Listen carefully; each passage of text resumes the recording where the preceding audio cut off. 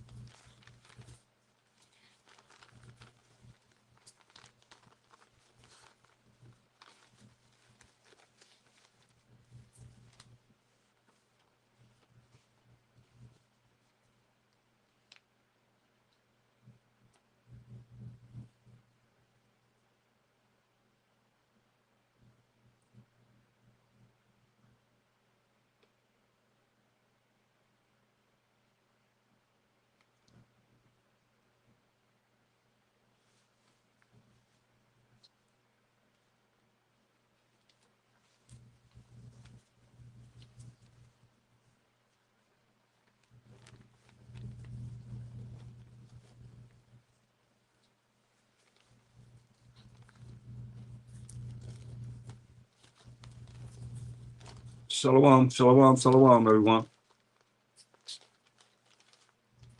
Bear with me.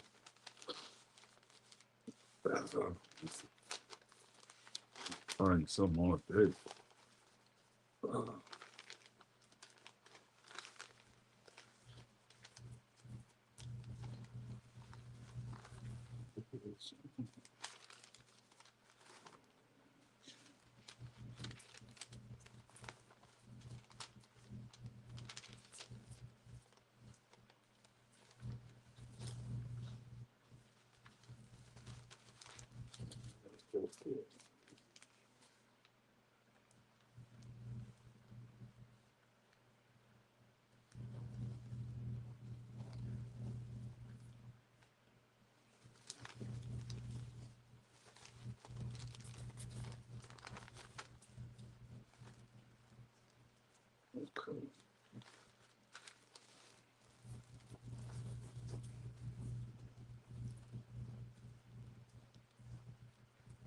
And I have so many things.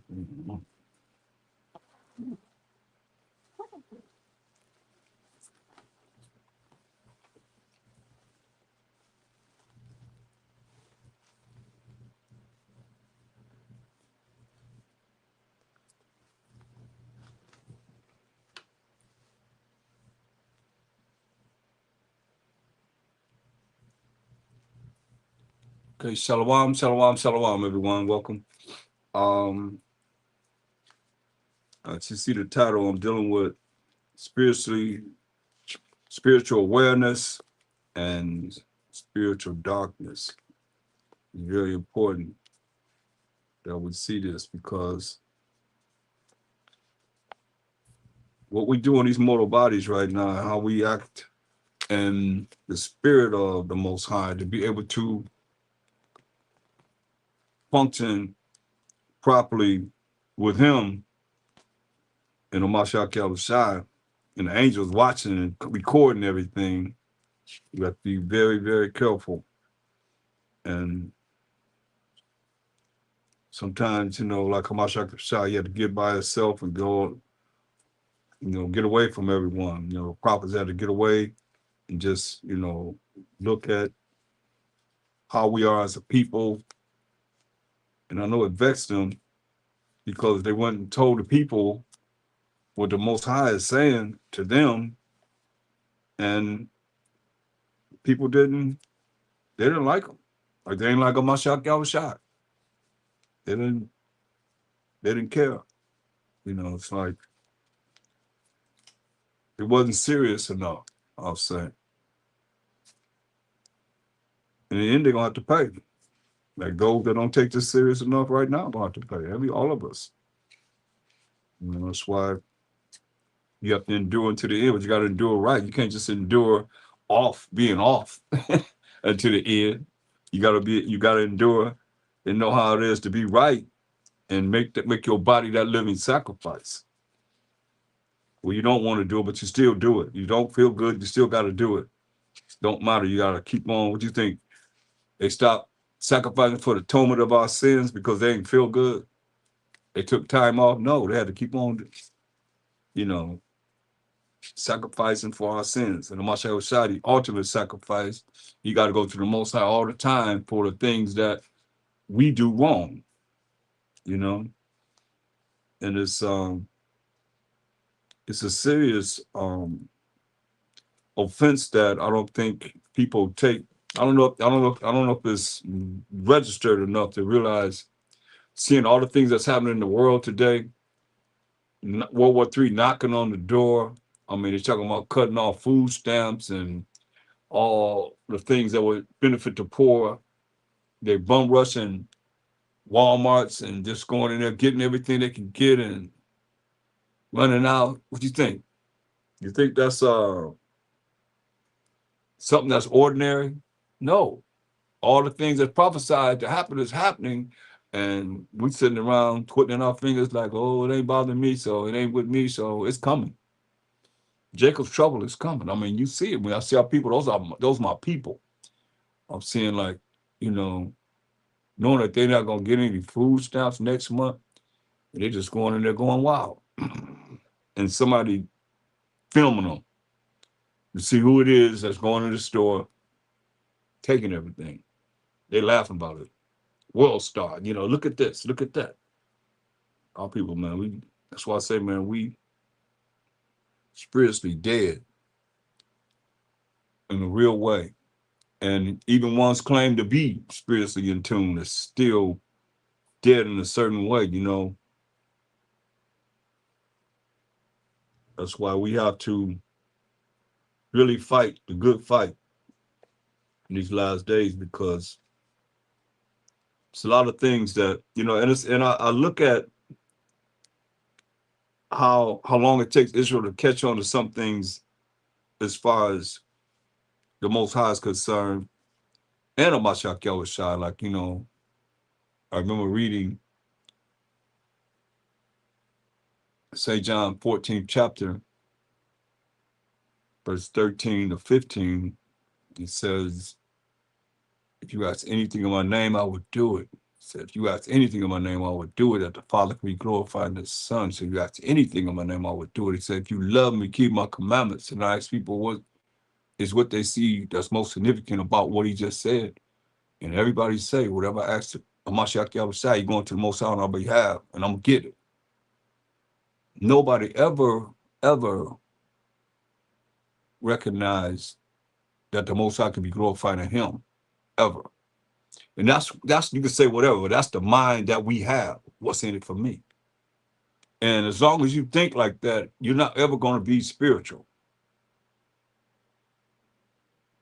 Because that's a selfish type of mind when it comes down to it's something for him. The same one you want to go to the Most High to bring back what you want him to answer. But you forgot about him. And it's right there, coded right there, but nobody ever seen that. But we so spiritual. We so in tune. We so this, that, the third, whatever.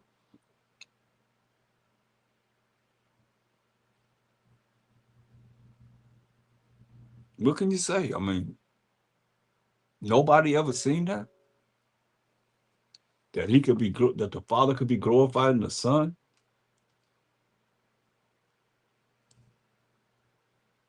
That he's going to get a benefit out of us doing what he say do to reach the Most High. And nobody really look. When you got to tell you what, you better read this Bible. You better look for the Most High first.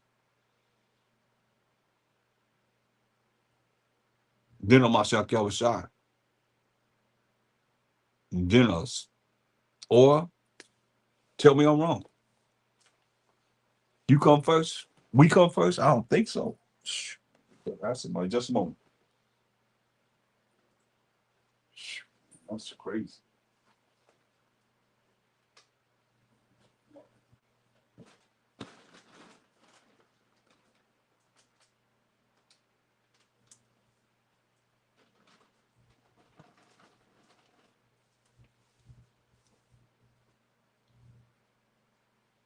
Don't come first. But what shape or form?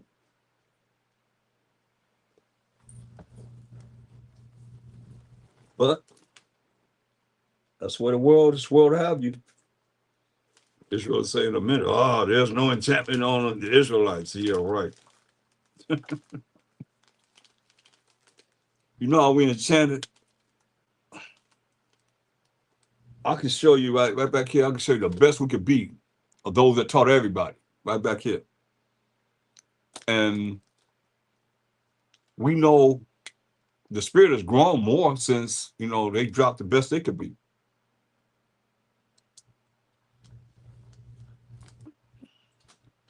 And it's like we know in part and prophesy in part.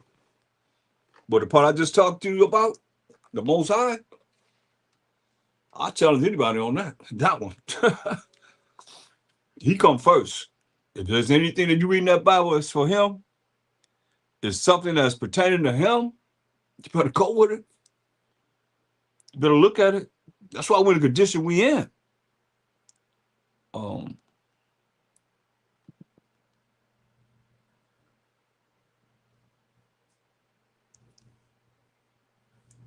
All praise to the Most High.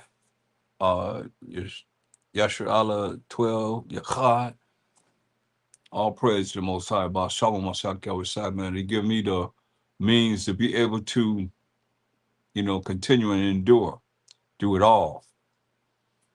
Now give him all the glory. While Mashak Yahushua, man. I ain't writing no scriptures. I ain't writing nothing. All I'm doing is just being a messenger and the best I can help people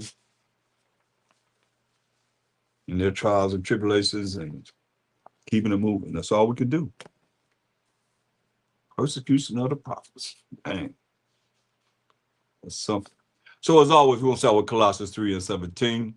And whatsoever you do in word or deed, do all by Shalom Mashiach Yahushua. Giving thanks to the Most High and the Father by Shalom Mashiach Yahushua. So it's very important that we see more than what it is that is offered, so that you can grow too in the spirit and be tuned in more than what it is you've been given, you know. So this can grow, and you look around and you'll be able to do what I'm doing in a real way, better way, always shapes and forms. I mean, I'm just a messenger, just a servant, hopefully a friend of the Most High and of Mashiach Yahushua, and you can be the same.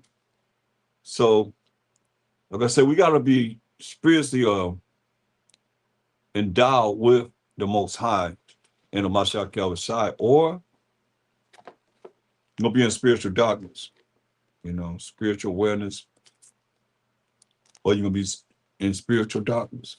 I was just, you know, going over spiritual darkness and on the new moon. I was going over the light. I was going over the light. And it's very important that, you know, we see that the light is the commandments of the Most High is defined in Proverbs 6:23. That law is light. The Most High's law is light. So when you look at Mashiach Shai said he's the light. He's an example of that light because he did not sin. He kept the commandments of the Most High, right? So, like, he's the truth. The truth we know is the law, statutes, commandments of the Most High. He didn't sin.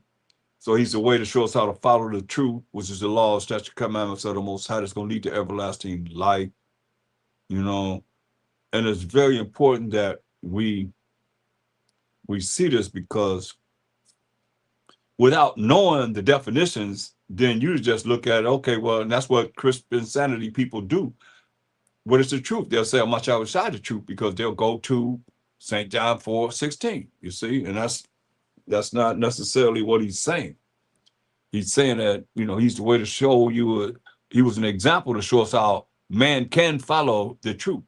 He can follow the laws and the commandments of the Most High.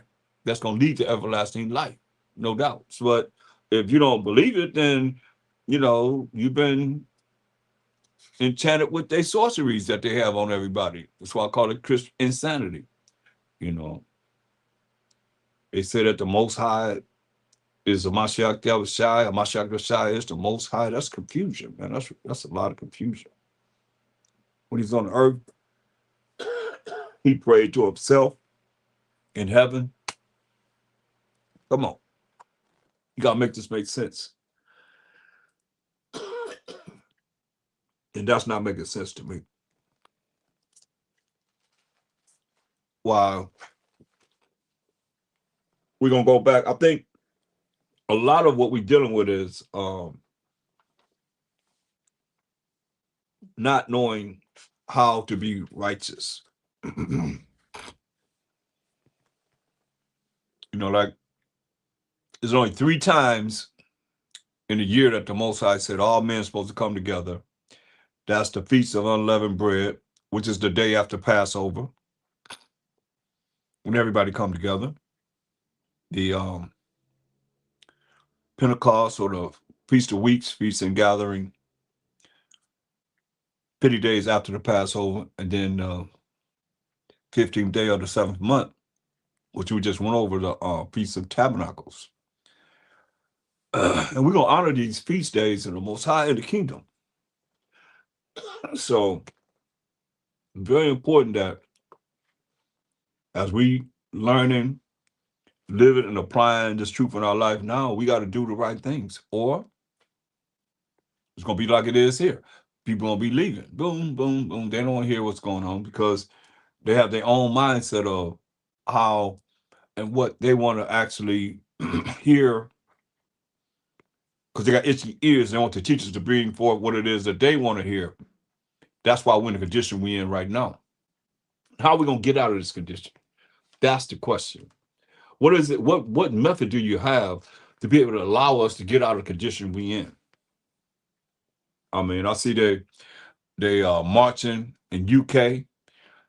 They say they gotta have digital ID. There's a lot of things going on in the world. Don't think it ain't coming here. I mean, there's a lot of things going on right now. And for those that think that they just gonna continue to be living a lie, living in obscurity, like you don't see me people, or then you see them straight up. They act like they in the truth, but they really not really in the truth, doing things that's contrary to the truth, and they perpetrating a lie. Then lies going to the kingdom. That's Revelation 22:15, and that could be any of us at any time. That's why as you grow in this truth, you got to look at spiritually growing in righteousness. Uh, Colossians 3:17, whatsoever you do in word or deed, do all by Shama Mashiach Yahushua, giving thanks to the Most High and the Father by Shama Mashiach Yahushua. So everything we say and do is in the name of the Lord and Savior, right? That's what Mashiach Yahushua. And it said, give thanks to the Most High and the Father by Him. That's what it's saying. That's by Shama Mashiach Yahushua. That's how we give thanks to the Most High power of Abraham, Isaac, and Jacob. Jacob being the forefather of the 12 tribes of Israel by the Most High. By Shama Mashiach Yahushua, we give thanks to the Most High by Mashiach Yahushua, Salakia. And that's in the name of the Lord and Savior. You see? So if we don't really look at this for what it is and trying to be more spiritual, the only way we're going to be spiritual is you'll be righteous. And what's righteous? Y'all should know that by heart. Because these definitions I'll go over all the time so that it'll be planted in your minds. It's like they told us in the religious instruction to the Negroes in the United States of America in 1620, turn to your neighbor and say this. So I should be able to turn to you and say, how do you define righteousness? And you should be able to go into the Bible to know these scriptures, because that's why I go over it a lot. The Most High speak once, yea, twice, man receives it not. So you got to be reminded. Like I remember saying, people say, well, I'll know all that. So I kept going over the same thing. Next thing you know, a month later, I asked them, they didn't even know what I was talking about. That's us. I've had many experiences. I ain't never stopped. Since I've been in the truth, I ain't never had a time off. I've been teaching the truth forever and ever and ever since I first started. So I know I have many, many, many examples and many, many, many people that I've taught and I've been around to say what I say, to have an example of we the Israelites, you know what I mean?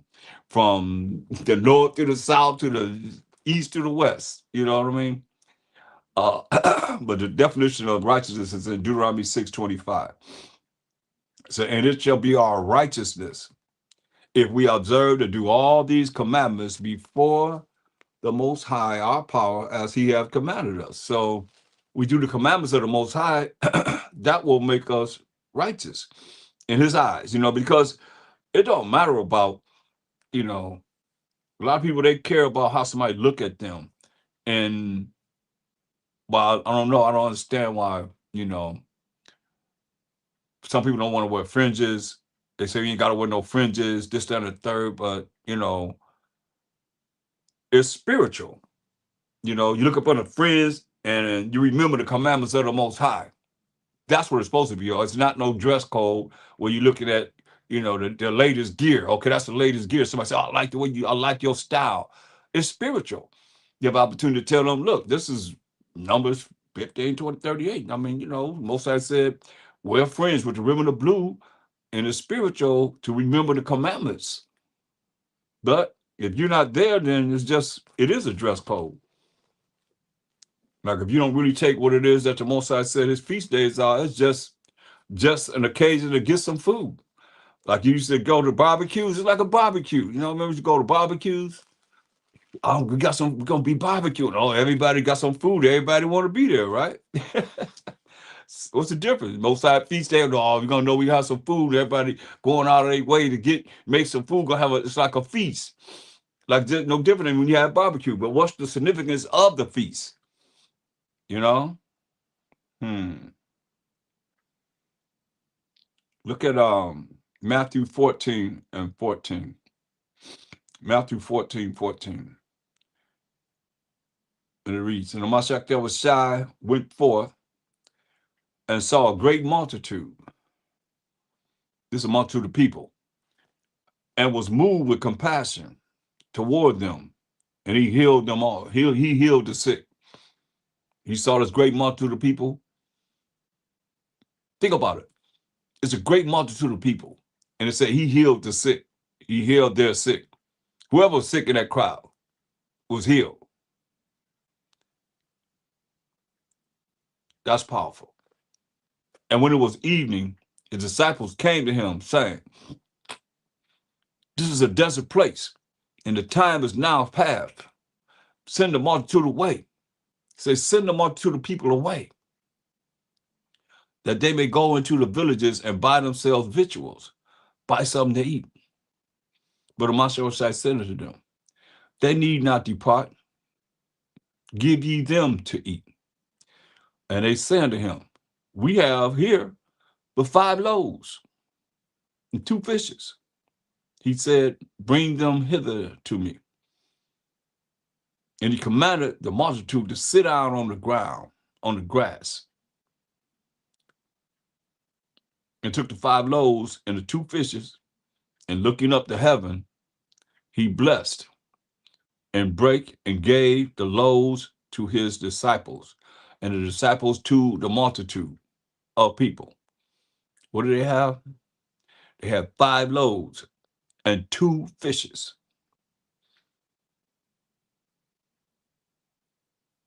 And he looked up into heaven. I guess people that believe that he is the Most High, he looked to heaven for what? If he is the Most High, what do you look up into heaven for? What do you look up in the sky for? He should better do what he's doing without any interaction from the Most High. Make that make sense, y'all. He looked up into heaven and blessed them and said, hey, gave it back to the disciples. And they did all eat and were filled.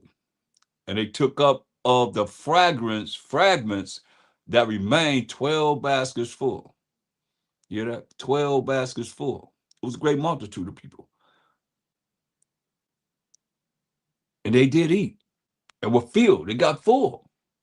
And they took up of the fragments that remained 12 baskets full. And they that had eaten were about 5,000 men, besides women and children. Think about it. If every man had a woman, that's 10,000. If they had 2 children, how many is that? 20,000? Think about it. It was 5,000 men,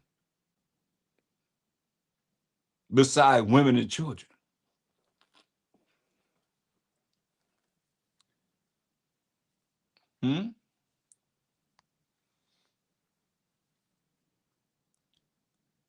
That's a lot of people. From what? 5 loaves of bread and 2 fishes. So you see, that's why the chief high priest and all them said, we got to get rid of this cat. He's doing too many miracles. Look, that's what they said. I mean, you're going to see it.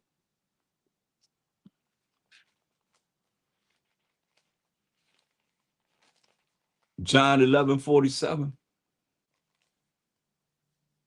John 11:47. Then gathered the chief priests and the Pharisees of council and said, what do we going to do? But this man doeth many miracles. This man doeth many miracles. Mashiach Yahushua. We just read about a miracle. 5 loaves of bread and 2 fishes. And how many people he fed? If all the men had a wife, that's 10,000. Or women that didn't have a husband, that was with there, I was there with them. How many is that? Then you got children. You say ain't count the women and the children. Just 5,000 men. That's a lot. He say he doing many miracles. But this man doing many miracles. If we let him thus alone, all men will believe on him. See, that's the problem. See, that's why certain things and certain men that come in the world, they're not going to be really exalted by the people. You got them same spirits coming there. He make himself no reputation. Could care less about that. You don't have to. You don't have to either. He said, if we let him thus alone, all men will believe on him. And the Romans shall come and take away both our place and nation. So how could the Romans take away both their place and nation if they wasn't in charge? They wasn't ruling over the world. Think about that. That's what they were afraid of. They're gonna lose their 501c3 like they have now. The status with the government, the Roman government. So we gotta get rid of this dude, man. Are we gonna lose our the Romans gonna come and take away both our place and nation. Our place that they in, that they allowed them to be in, and the nation. And they did that in 70 AD, totally. Wiped us out. So Philippians, the second chapter, and 12th verse. Philippians 2 and 12 to 15.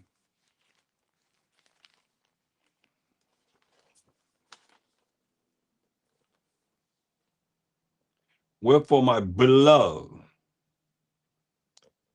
as ye have always obeyed, not as in my presence only, while the book is open, but now much more in my absence, when the book is closed. And you're not in class. You're not, operating on a level of spirituality, so-called, I'll say, because everybody that claim to be spiritual is not necessarily spiritual. It's just, reading the Bible and breaking it down for whatever it is. But sad to say, but it's real, Or you have more willpower. You have more fortitude to be able to resist the things that would have you fighting against the spirit, which is carnal, the flesh, your flesh, always fighting against the spirit. So if you are able to fight against the spirit and allow the flesh to be taken apart and broken down and dissolved from your spiritual part of what you need to be able to be close to the Most High, then that's when you're going to start being more spiritual. And those spirits, we fighting spirits in high places, not just flesh and blood. But when you understand you fighting spirits in high places, then you got to prepare yourself for the spirits in high places, or you're going to be taken out.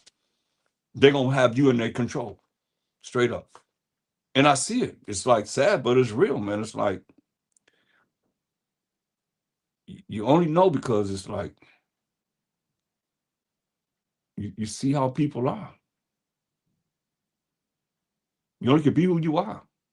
Say, wherefore, my beloved, as ye have always obeyed, not in my absence, not in my presence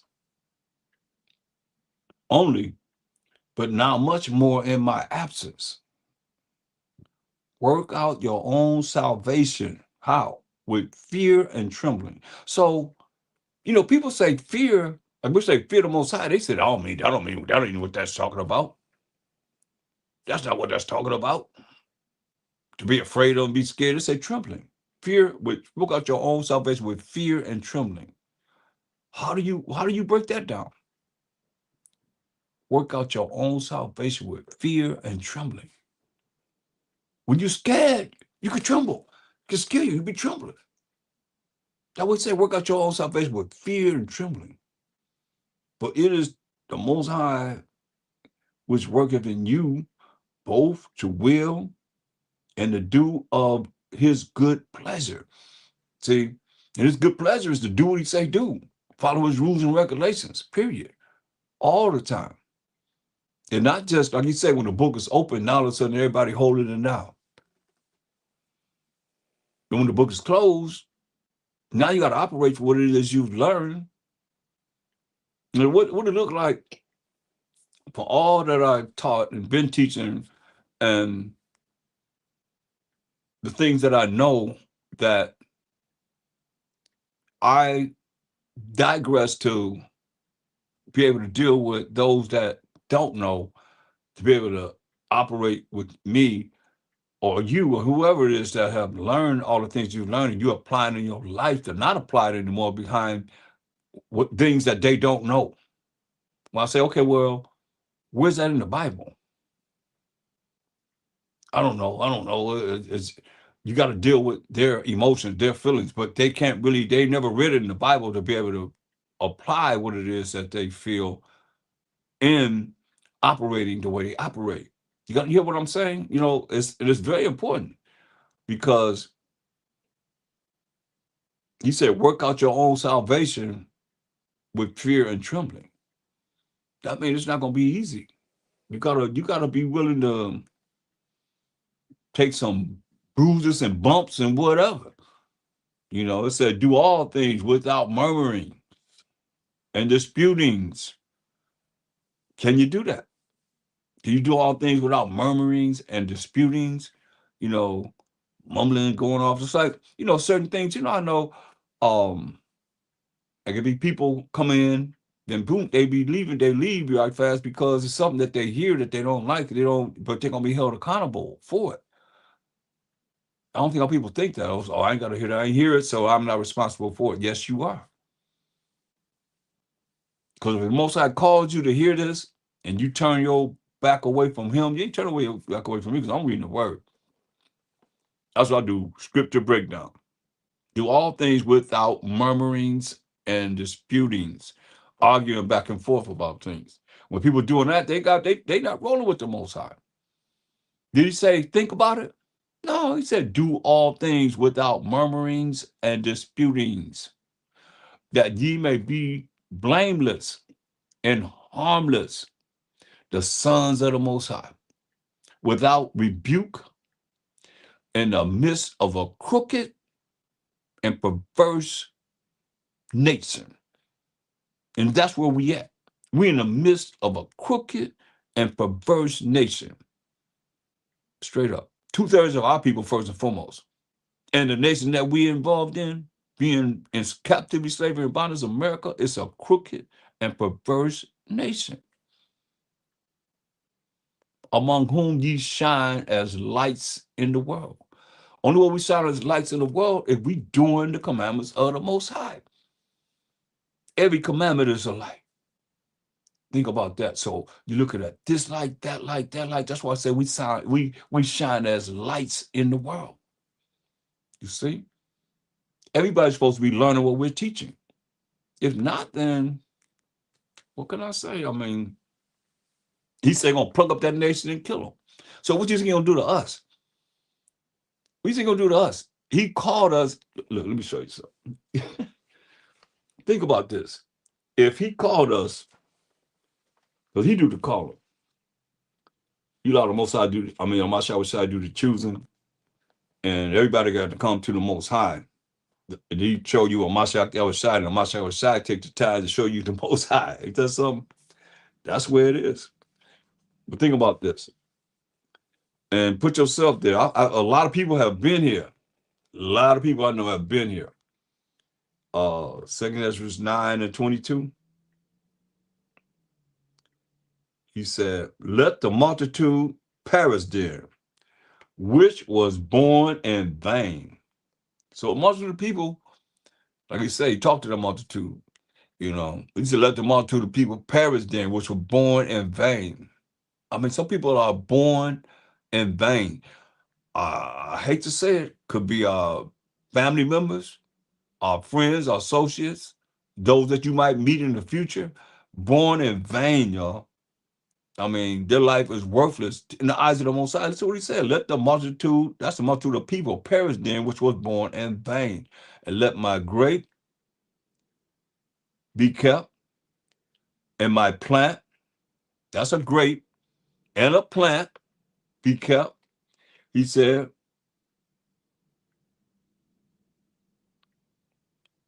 for with great labor have I made it perfect. You hear that? He said, for with great labor have I, that I is the Most High, power Abraham, Isaac, Jacob, made it perfect. You see, so you're looking at, that's why it's really a fearful thing. I say it all the time, Hebrews 10:31, it's a fearful thing to fall in the hands of living power. You in his hand, we in his hand, and you in his truth, no matter how long you've been in, and you learning the truth, and then he's laboring to make you perfect. And now you become vain because you're not dealing in the truth anymore. All you need is a reason to, our people, all they need is a reason to not be in the truth. Or I don't see them run. Where they run to? You can't hide from the sky. You can't hide from the Most High. So they be in the truth, then they leave. That's why I said, you know, in verse 12, what he said, wherefore my beloved, who to be loved? Who to be loved? Y'all know how to prove who to be loved is by now? Everybody should be able to know these things. Because by the time you get to the New Testament, he's making statements of things that they had to go by, and all they had to go by was the Old Testament. So if you don't know the Old Testament, I don't know how you're going to understand the New Testament. Because he said, be loved. Who to be loved? Anyone know? How you prove who to be loved is? It's very important because they'll look at that and say, oh, Philippians, oh, that's talking to the Gentiles, the Jews and to the Greeks, the Jewish people and the so-called white people, that's Greeks. That's all. Ain't talking about none of us, This day book. It ain't our book. Make that make sense. It don't make any sense. Who to be loved? Let's find out. Nobody gonna post it. Y'all don't know who to be loved are? How you prove who to be loved is? He said be loved. It's specific people. And when you know how to define what he's saying, nobody can gainsay on it. Beloved. Baruch 3:36. He have found out all the way of knowledge and have given it unto Jacob. That's our forefather, his servant, and to Israel, his beloved. See? So the Israelites are the beloved of the Most High. Well, we have to know the definition by the scriptures. I'll take the definition by the scriptures, then I'll take some dang on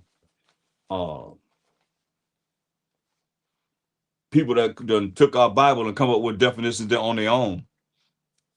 How they crisp insanity, but now they know the truth. Make that make sense to me.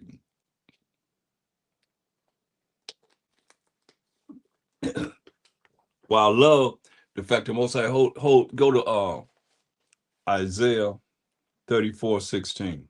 Isaiah 34:16. I love how the Most High gave us the basics to be able to identify anything outside from these scriptures. Learn this Bible frontward to the back, the last verse of Revelation 22 and 21.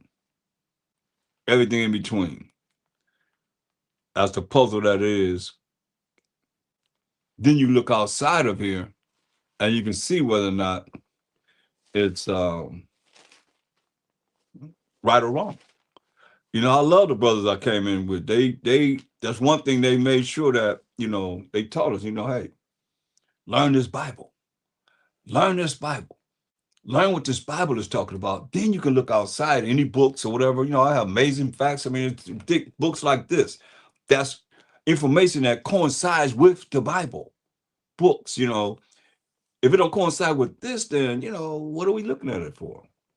It's got to be, you got to get understanding to the precepts. It got to be precepts pertaining to whatever it is you want to get. Look what it says in Isaiah 34:16. It says, seek ye out of the book of the Most High, which is the Bible, and read. First thing you got to read. Read. No one of these shall fail. None, no book shall want her mate. You can't match no book with the Bible. I challenge you. Show me a book that gives prophecies as the Bible have, and still we're looking at prophecies that's going to happen as the Bible is giving us. You're not going to find it. What did he say? No, unless you don't believe in the Bible. He said, none shall want her met. Can't match no book with the Bible.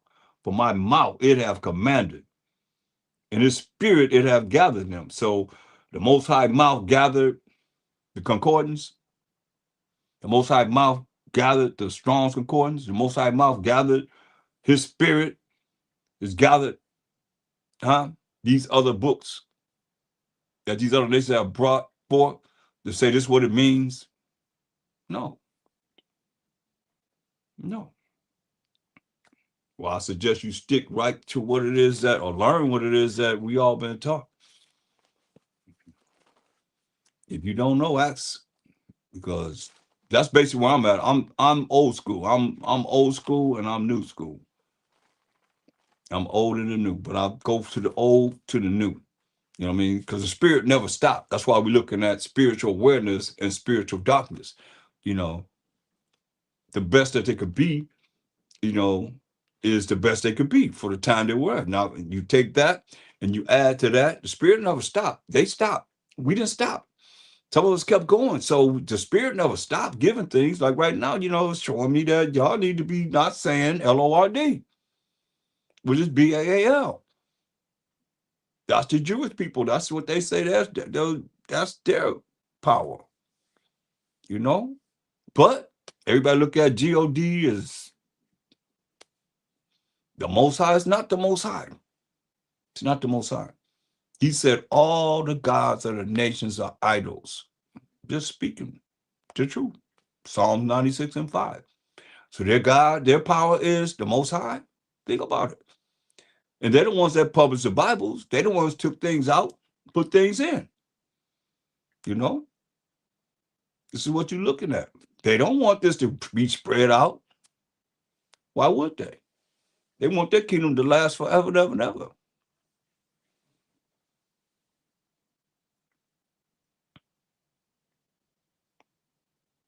So now let's look at go back to Philippians. Is it Philippians, the 7th chapter?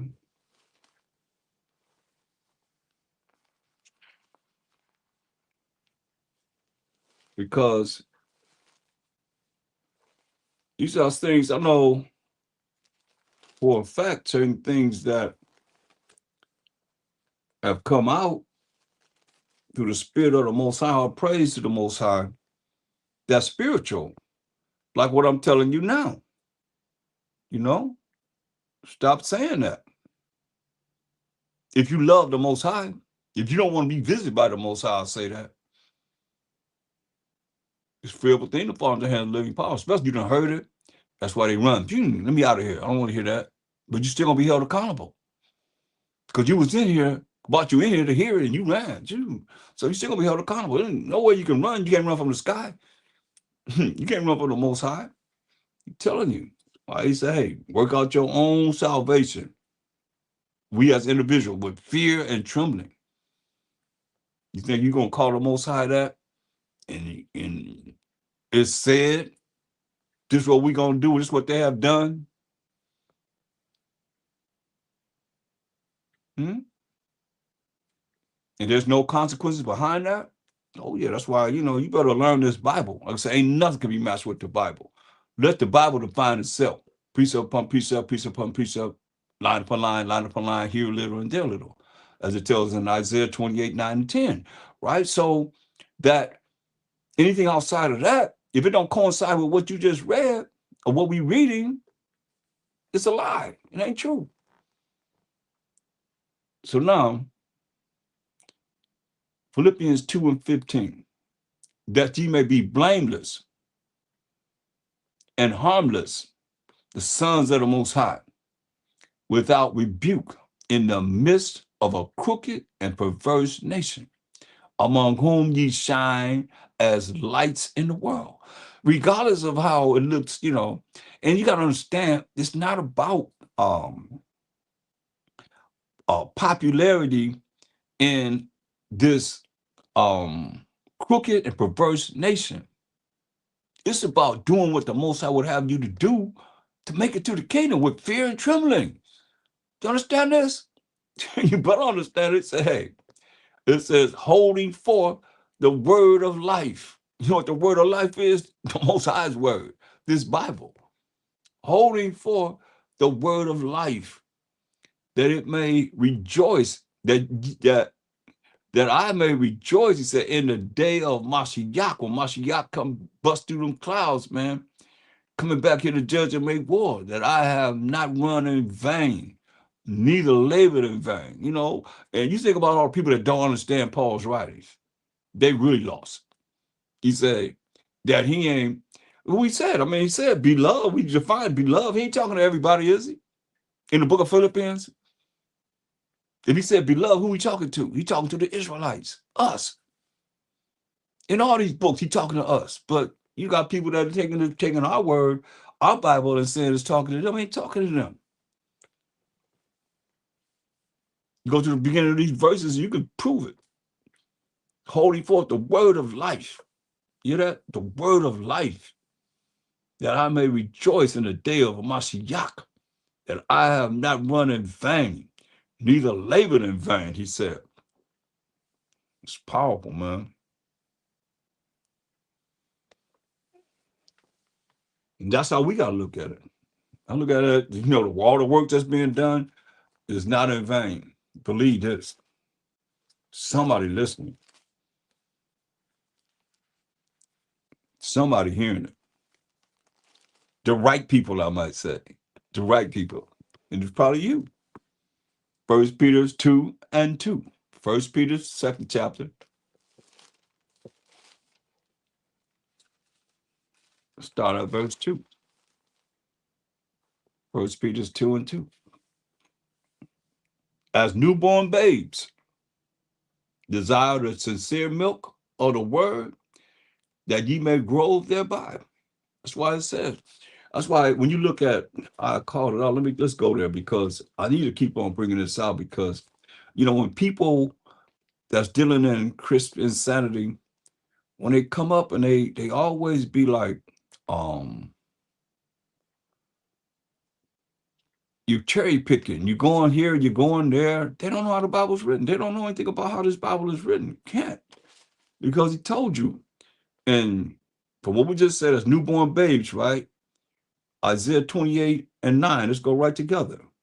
Whom shall he teach knowledge? Knowledge is the proper gathering of the information, right? And whom shall he make to understand doctrine? It says, them that are weaned from the milk, right? Weaned from the milk. Babies, you know. Usually our babies were weaned from the milk about 3 years old and drawn from the breast, you see. So now, we say, for precept must be upon precept, precept upon precept, I just said, line upon line, here a little and there a little, right? So that's why you go to one scripture, like I'm here, right here, when we just read in, perfect example, 1 Peter 2 and 2, it said, as newborn babes, right, desire the sincere milk of the word. It's talking about the word of the Most High, that ye may grow thereby, right? In the word. So now you see in Isaiah 28 and 9, he's saying, them that are weaned from the milk and drawn from the breast, right? So this precept go right with 1 Peter 2 and 2. As newborn babes desire the sincere milk of the word, because it's all about learning the word of the Most High, this Bible, that ye may grow thereby. You may grow in the spirit thereby and be spiritual aware of the things that you need to know about spiritually, fighting against that carnal flesh that you're dealing with. It says, if so be ye have tasted that the Most High is gracious. And grace is getting something that you don't deserve to get. That's the definition of grace. We as Israelites. That's our definition. Point blank. I don't care what no synagogue or Satan or whoever it is that says it means this, that, or the third, and crisp insanity, whatever. Grace is getting something that you don't deserve to get. And mercy is not getting something that you deserve to get. Okay? And that's how we're going to roll with it. Point blank. It says, if so be ye have tasted that the Most High is gracious, give us something that we don't deserve to get. It says, to whom coming as unto a living stone, disallowed indeed of men, but chosen of the Most High and precious, especially on my shock outside, man. I mean, he was that stone that was rejected, man, but chosen of the Most High and precious. So ye also as lively stones, we as the children of Israel as lively stones, are built up a spiritual house. Yeah, a spiritual house and holy priesthood. Because everybody said you can't be no priest. What are you saying here? And holy priesthood. Mashiach Messiah is our high priest, but he said, we as lively stones are built up a spiritual house and holy priesthood to offer up spiritual sacrifices acceptable to the Most High by Hamashiach Yahushai. That's why everything we say and do is going to the Most High by Hamashiach Yahushai. That's by Shama Hamashiach Yahushai in the name of the Lord and Savior. You understand? Spiritual sacrifices. Because we're not actually sacrificing any animals or turtle doves or flour or anything of that nature. We are dealing with whatever it is that we need to deal with to go to the Most High through a Mashiach Yahushai, Bashal Mashiach Yahushai, to the Most High for everyone. It's spiritual. Or it's not. It's spiritual. All spiritual. Wherefore, also it is contained in the scripture. Behold, I lay in Zion the chief cornerstone, elect. That's a Mashiach Yahushai. Precious. That's a Mashiach Yahushai. And he that believeth on him shall not be confounded. You believe on him, you're not going to be confused. But you got to know him in the volume of the book. He ain't just in the New Testament. He's just not in the Gospels. Listen, unto you, therefore, which believe he is precious, but unto you, therefore, which believe he is precious, but unto them which be disobedient. How you be disobedient? That don't keep the laws, statute, commandments of the Most High. The stone which the builders disallowed, the same is made the head of the corner. And you think about it. Take a dollar bill and look at the back of it. See, they got the pyramid with the all-seeing eye. That's a Mashiach Yahushua. They've taken this spot, all ways, shapes, and forms. They've taken the Most High spot. They've taken a Mashiach Yahushua spot, and that little pyramid that goes down on the cornerstone, that represents Mashiach Yahushua, which they done taken over. I mean, come on, you can't lie. I ain't gonna look. There he is, right there, ain't it? And him and that as a baby, and him as an adult. Huh? I mean, there it is right there. I mean, you can't deny it. Hey, they have put themselves in the spot of the Most High and the Mashiach Yahushua. This is what it says.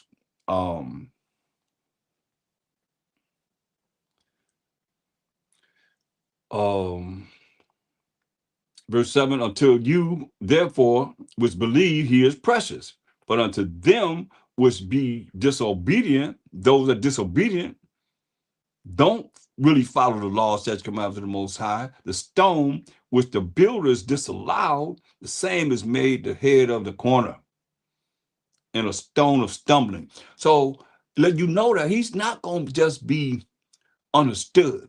Stumbling means you trip it over this and trip it over that.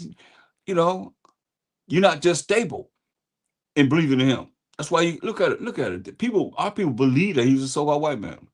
When they clearly tell you he got hair of wool in Revelation 1:14, and his feet like a fine brass if it burned in the furnace, but they still to this day believe that he was a so-called white man.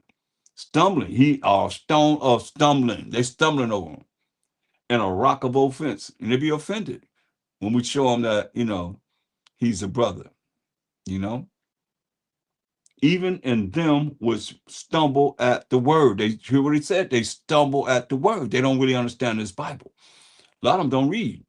They just go by whatever somebody said. They regurgitate what somebody has told them. You handle the Bible and they put it on their arm and they start talking. Put it on their arm. Show me what you're talking about. Okay.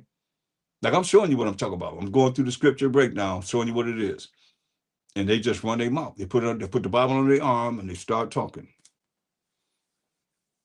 And a stone of stumbling he is, and a rock of offense, even to them which stumble at the word. being disobedient again. Being what? Disobedient.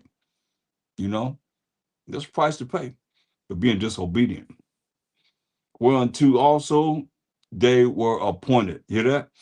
That's why Moses said, let the multitude of people perish then, which were born in vain. They appointed to be born in vain. Hear what he said? They was appointed to be disobedient. He got to have the multitude to 2/3 that he's going to destroy. That's why 1/3, even you nations, should be trying to learn what we learning so this Bible will, be effective with you. Other than that, you're going to be regurgitate what they were said in religious manner, you're going to be done away with. Straight up. Straight up. I mean, he would have said, whereto also they were appointed. Why he said, let the multitude perish then was born in vain. He said, listen, but ye are a chosen generation. Who? The children of Israel. Who's he talking to? Let's make sure that you understand who he's talking to first and foremost, because people will read this and they'll say, you're a chosen generation. Oh, that's all nations. No, it's not. Who Peter talking to? Go back to First Peter 1:1. Let's find out. First Peter 1:1. I'm gonna show you who he's talking to. Peter, an apostle of Mashiach Yahushai, to the strangers. Here go your strangers, right? Because people coming here to destroy out the strangers. To the strangers, we're gonna show you these strangers. The strangers scattered throughout Pontus, Galatia, Cappadocia, Asia, and Bithynia. And you wanna see where the Jews, the Israelites were scattered in these lands. Just go to Acts the 2nd chapter when the Holy Spirit came to the apostles. From verse 9 down, you will see all these places right here. Strangers, right? Meaning he didn't know these Israelites, right? But who are they? Elect according to the foreknowledge of the Most High, the Father. Okay, elect. Who the elect? That's proven in the Old Testament. These are the things that you should know by heart. And when you know how to go to define them, who can gainsay on this? That's why I say go to the Bible first to define whatever needs to be defined. Right here in Isaiah 45:4 defines who the elect are, to show you who it's talking to. Those strangers that's within those lands, listen what it say. For Jacob, my servant's sake, this Isaiah 45:4. This defines who the elect are. Like we define who the beloved are, now we define who the elect are. For Jacob, my servant's sake, and Israel, mine elect. That's all we need. That's all you need of that verse. Because we define what? Who the elect are. And Israel, mine elect.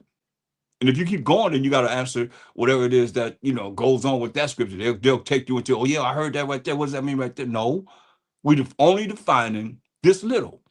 And the little that we need is who are the Most High elect. And here it is, answer right here. For Jacob, my servant's sake, and Israel, mine elect. So now, when you look at the strangers that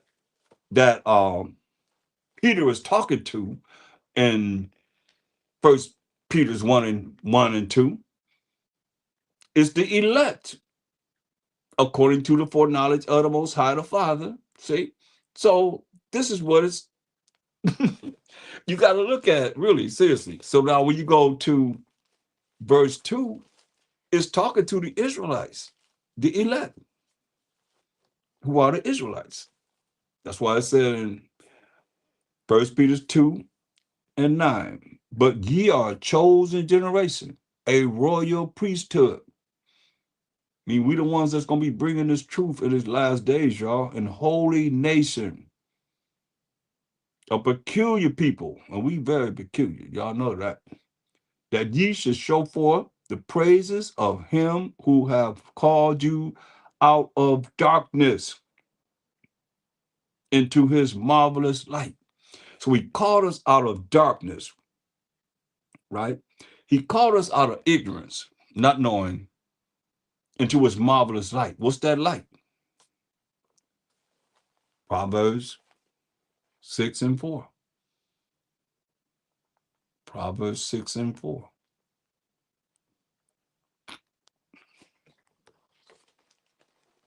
Defines what the light is, to his marvelous light. And these are the things that the world is against. When you see what it means, they're against this. Religious and so forth. Well, you got to tell me which one's following this. What really is in the light when we see what the light is? Proverbs 6:23. For the commandment is a lamp, and the law that the Most High wrote with his finger is light. Now, what religion keeping the law of the Most High? Hmm? The moral laws, the civil laws, the dietary laws, the ceremonial laws. What's the religion? I don't think none of them. But here we go. Back here to 1 Peter 2:9. But ye are a chosen generation, a royal priesthood, and holy nation. How do you be holy? How can we be a holy nation? We have to be holy. You got to define holy. And it becomes real easy once you learn these definitions. Romans 7:12. Wherefore the law that the Most High wrote with his finger is holy, and the commandment holy and just and good. You see? So we are a holy nation only by keeping the commandments and the laws of the Most High. That's it. It says in 1 Peter 2:9, it say a peculiar people, excuse me, that ye should show forth the praises of him.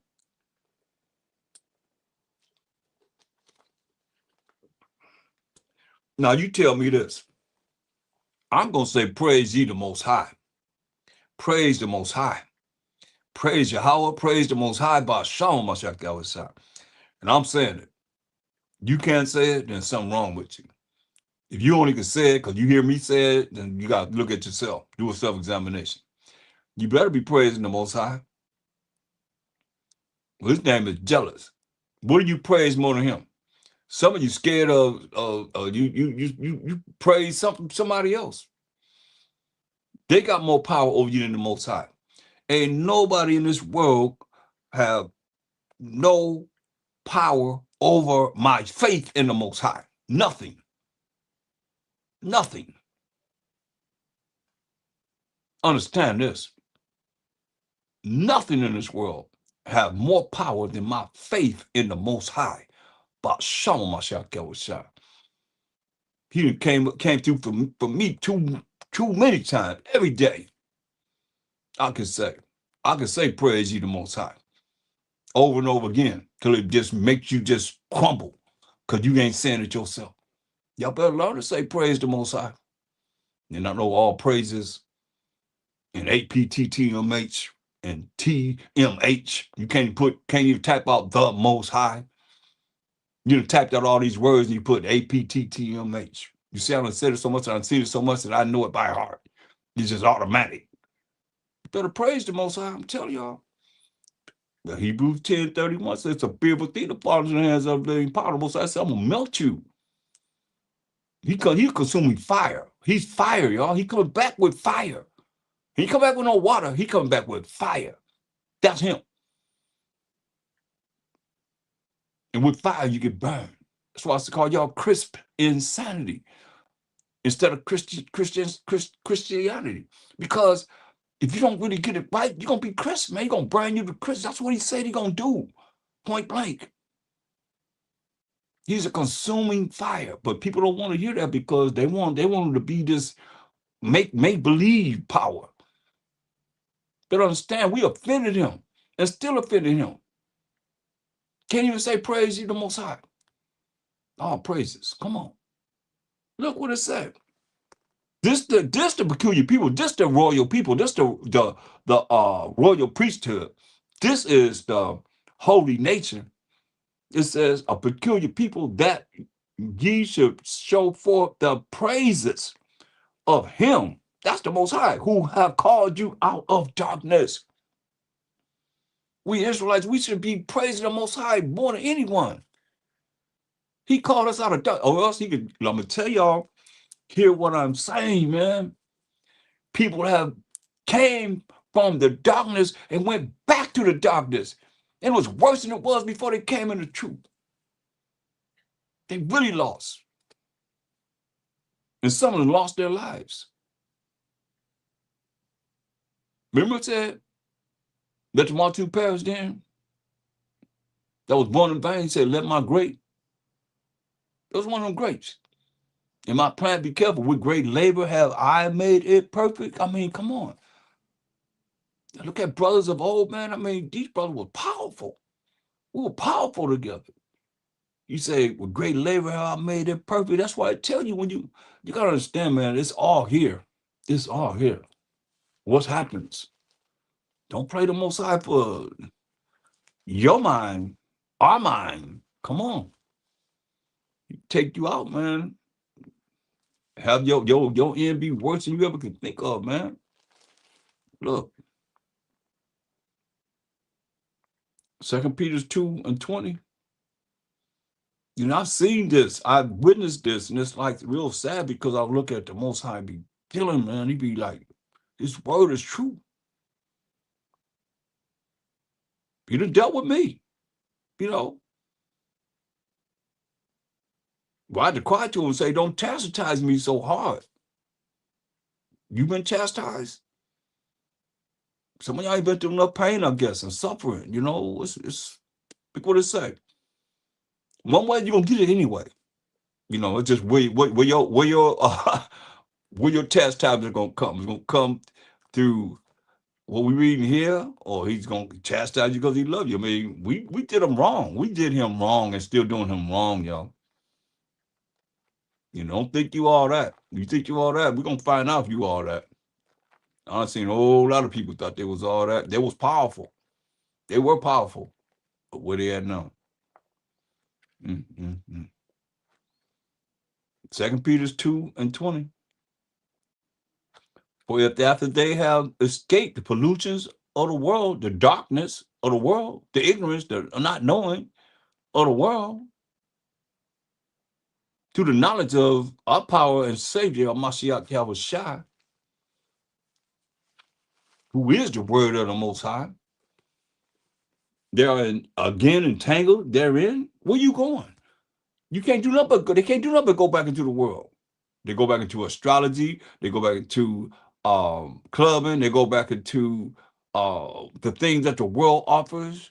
You know, they all into politics. They all into this, that, and the third, whatever, whatever. Because what else they have to go by? What else? What are they going back to? They're entangled back into the world. And overcome, the latter end is worse with them than the beginning. You hear that? He called us a royal priesthood, all that. Holy nation. And then we stop being in the truth and go back out into the world. He said the latter end is worse for them than the beginning. You already had spirits. We already had spirits coming in. And some of you still got spirits ain't never been exercised. You got to look at yourself. You got to look at my lessons on self-examination so that you can do a self-examination on yourself. Sometimes you got to get away from everybody and everything and just go into self-examination. It's very, very powerful. So you don't end up like this. It say, for it had been better for them. Here, listen at this. Talking about us, we the Israelites, not to have known the way of righteousness. And we define righteousness, not to have known the way of keeping the commandments of the Most High. The moral laws, the civil laws, the dietary laws, the ceremony laws, going through all of that. You know, going through the Passover, different holy days, new moons. I mean, doing everything. Street teaching, I mean, teaching classes, everything on a high level. But he said, for it had been better for them not to have known the way of righteousness than after they have known it, after you have learned the truth, to turn from the holy commandment delivered unto them, to turn from the holy commandment delivered unto them. Think about that. To turn away from the Most High's commandments that he wrote with his finger. Now you got a better way than that? You got a better way. Look, you got to understand, they saying, I got a better way than the Most High. That's what's being said. Because why not remain there? You know, that's one thing I'll say, you know, because I had an opportunity to just, you know, go back where I was at, man. I mean, I was in the music industry. I was I was in the music industry. I was, dealing with whatever I want to deal with, however I want to deal with it. I mean, whatever level I want to be at, straight up. And I was like, nah, man, this is more important than anything. Nothing's more important than this truth. And the Most High and the Most High shall shine. It's so important, y'all. You gotta understand this. Go back into the world. Look what it said. But it has happened unto them, all of them. So many brothers and sisters, y'all. According to the true proverb, the dog, call you a dog, is turned to his own vomit. The dog is turned to his own vomit. Again, hear that? You went back to his own vomit again from where it came from. Only as a condition. And the soul, call you a nasty, filthy, man, nasty pig that was washed, cleaned you up through the word to her wallowing in the mud, wallowing back in the doo-doo and slop and eating your food out of doo-doo. Just nasty, filthy, man, nasty, y'all. And that's real. I mean, the things that I've seen in my time in this truth and seeing the beliefs of people, how it's sad, man. It's real sad how he just,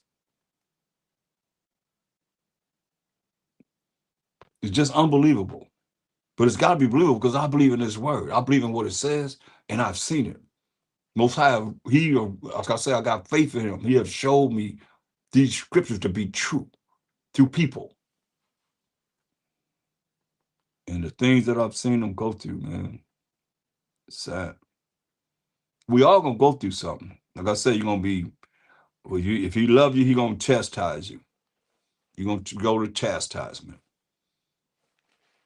And some gonna have to deal with this because go to Luke, the 12th chapter, real quick. Because I was talking about, I want to make sure you understand.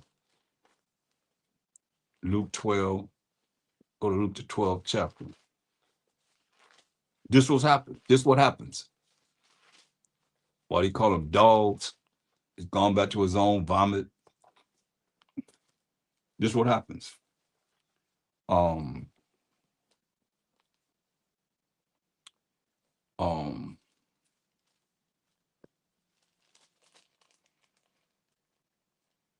you get it.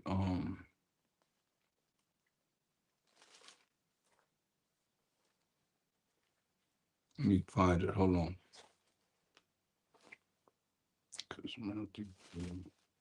Because you looking at, it's Matthew 12 and 43. When you look at many years, some people been this many years, and they living their life in the truth and doing the things that if you're in the truth now that you're doing, and they're not here now. They're not here. That's unbelievable. It's unbelievable. Every time I talk about it, it's like unbelievable. I had a doctor friend. He told me, he said he gave me, so I'm gonna give you everything I have because the rest of these guys not gonna be here. That was in the 90s.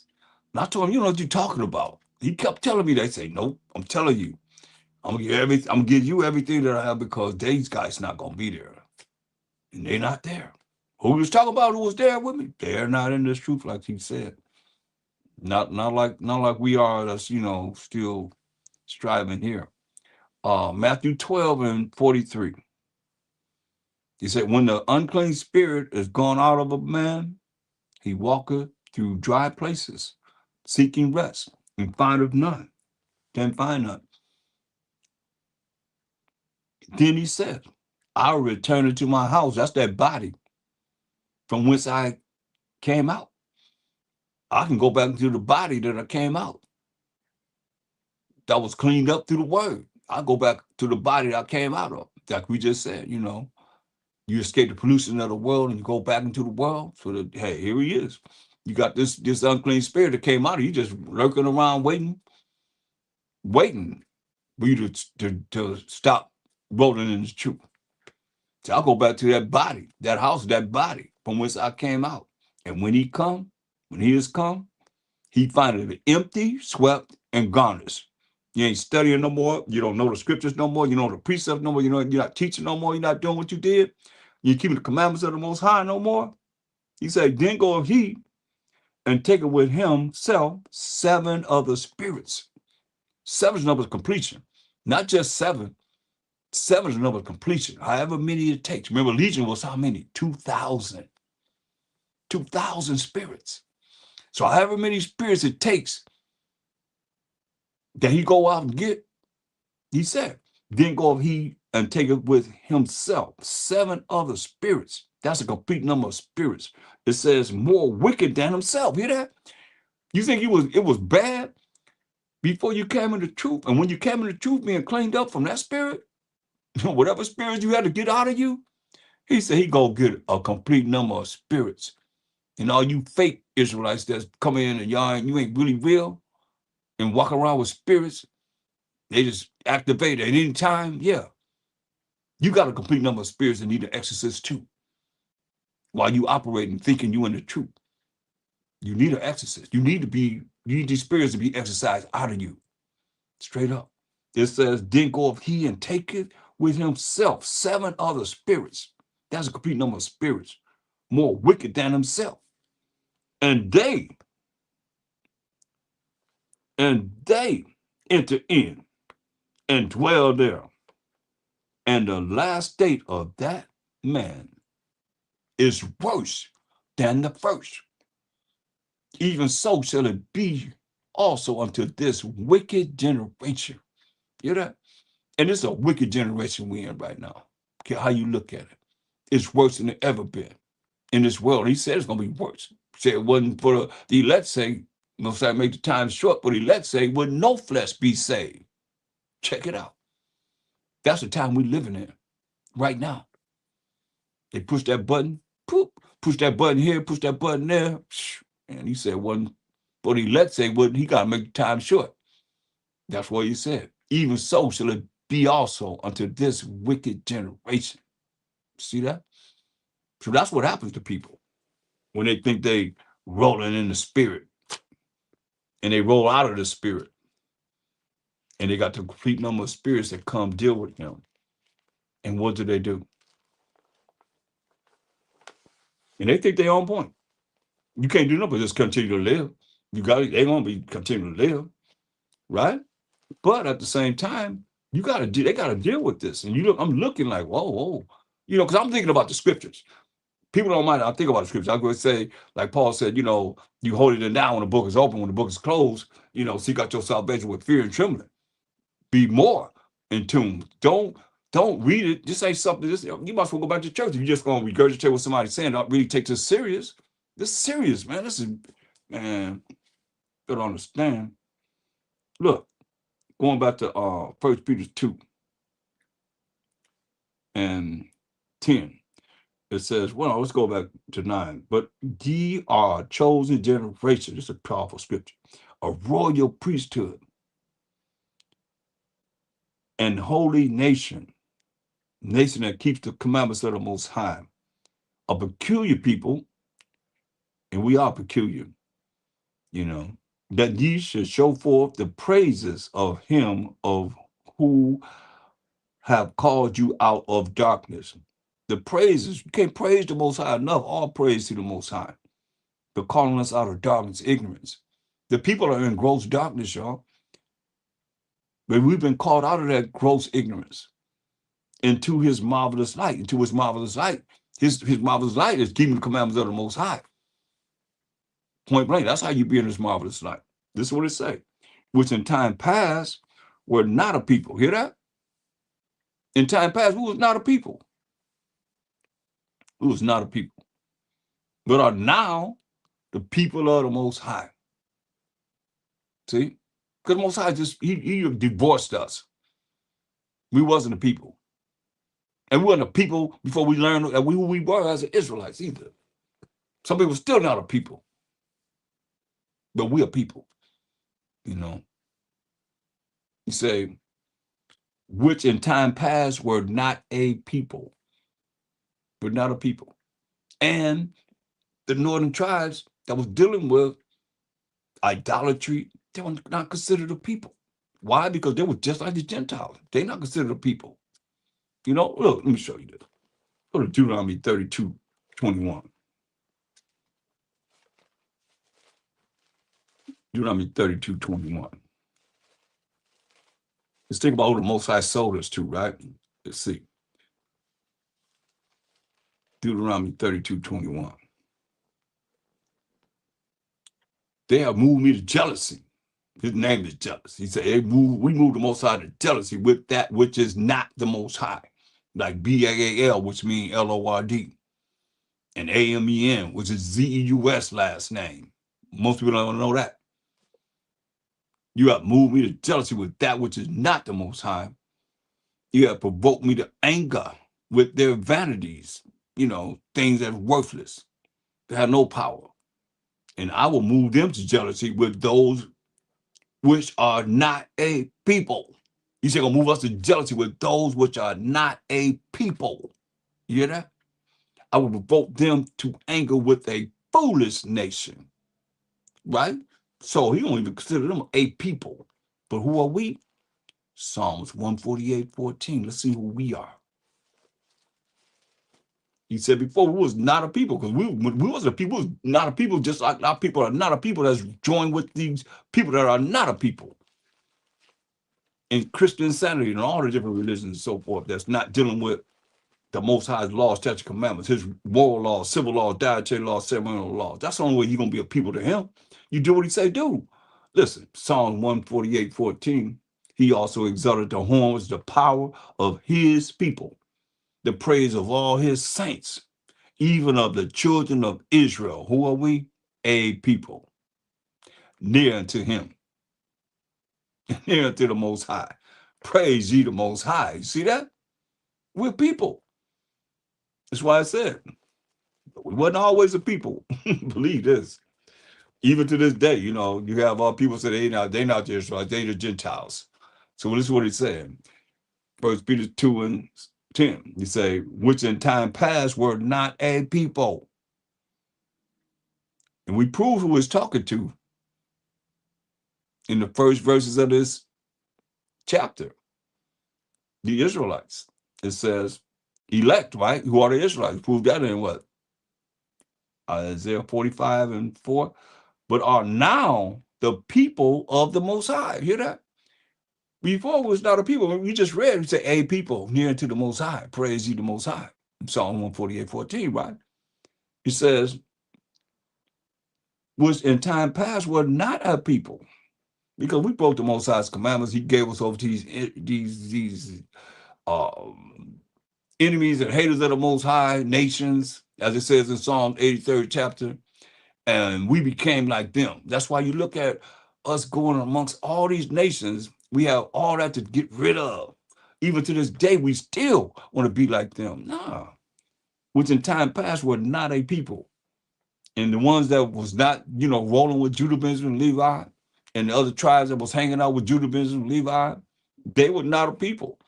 They was like, hey, that's why you look at Paul's, right? Paul going through all these Israelites in these different lands, man, they was like Gentiles, They were like, just how they are, just like it is today. Whatever they got going on, these Gentile nations have going on, we right up in it. We follow whatever they say. Not what the Most High say, but what they say. Which in time past were not a people, but are now the people of the Most High, which had not obtained mercy, but now have obtained mercy. See that? And who we say have mercy on? Hmm? Hmm? Who we say have mercy on? Everybody? Mercy is what? Not getting something that you do deserve to get. Grace is getting something that you don't deserve to get, okay? Mercy is not getting something that you do deserve to get. And grace is getting something that you don't deserve to get, okay? So this is what it says. But now have obtained mercy. Not getting something that we do deserve to get. And he said, hold that. Go to Isaiah 14:1. Show me what the Most High said to any other nations, what he's saying here. And what he just said, now you obtain mercy. It's what he said. Isaiah 14:1. For the Most High will have mercy on Jacob. That's our forefather, the 12 tribes of Israel. And will yet choose Israel. See? And set them in their own land. What the Most High gonna do? And the strangers, these other strangers that everybody be concerned about, these other nations, these strangers shall be joined with them. And they shall cleave to the house of Jacob. They're gonna be cleaving to us. They're gonna realize the Most High is with us this time. It says, and the people shall take them, these strangers, these other nations, and bring them to their place. We're going to take them and bring them to their place where they're going to live at. And the house of Israel shall possess them in the land of the Most High for what? For servants, men slaves, and handmaids, women slaves. And they shall take them captives, whose captives they were. We're in captivity almost all these other nations, man, outside of the 12 tribes of Israel. And they shall rule over their oppressors. You saw, and it shall come to pass when we give mercy on Jacob, and yet choose Israel and set us in our own land. He said, it shall come to pass at this time, in the day that the Most High shall give thee rest. This ain't our rest right now, y'all. From thy sorrow, ain't gonna be no more sadness. And from thy fear, ain't gonna be scared of nothing no more. That's why you gotta have faith in the Most High. People scared of it, they ain't gonna fly. Everything. I can tell you that. Something happens, we running from our fear and from the hard bondage wherein thou was made to serve. Come on. That sounds like good news to me. What about you? What about y'all out there? I say, ain't good news to everybody. That nobody crying about what happened to us. When you read the Bible, we in captivity. Nobody crying about that. Who talk about that? And they really identify to us, besides we the Israelites. Who? When they reading this Bible, they're supposed to be, representing the Most High in His Word, but who reading it and saying this is talking about those brothers over there that be out there teaching? That's teaching Israelites that's teaching right now. What religion is doing that? So they don't think that we the Israelites. They can't think we the people of the book, right? Because when I'm reading it, it's like I'm saying it's us. So somebody got to say it's not us and it's somebody else. Who would it be? The Jewish people? They can't. I ain't met no Jewish person even name 12 tribes. They probably gonna start trying to learn now since we've been putting them on the spot. But they don't know no 12 tribes. It's 12 tribes, and usually 13. You know. So can they name them? No. But they supposed to be the people of the book? No, it's not. I gotta understand, man. So now, going back to 1 Peter 2:11, what does it say? Now that we obtain mercy, dearly beloved, dearly beloved. Hear what it said? Dearly beloved, I beseech you as strangers and pilgrims, abstain from fleshly lust, which war against the soul, which war against the spirit, man. So same thing Paul told us. We went over this, in Galatians. Same thing, he telling the same thing Peter's saying right now. This is what we dealing with. You can't refrain yourself from your lust, your flesh. That's when you start to be spiritual. When you can say no, you gotta have a drink, but you go to the store. No, I'm not buying nothing. I'm not buying it. I'm not dealing with that. Refrain from it. That's your sacrifice. That's your ability to not allow the flesh to override your lust, or you gotta have sex on the Sabbath. Get them outside his day. That gotta be brought out too over and over again. Why? Because somebody gonna hear it and really believe it and start operating correctly for the Most High. He just want one day. And he want 3 days out the year that all males supposed to come before him. But we got all these, we got new moons, we got feast days, his feast days. He asked for 3 days out the year.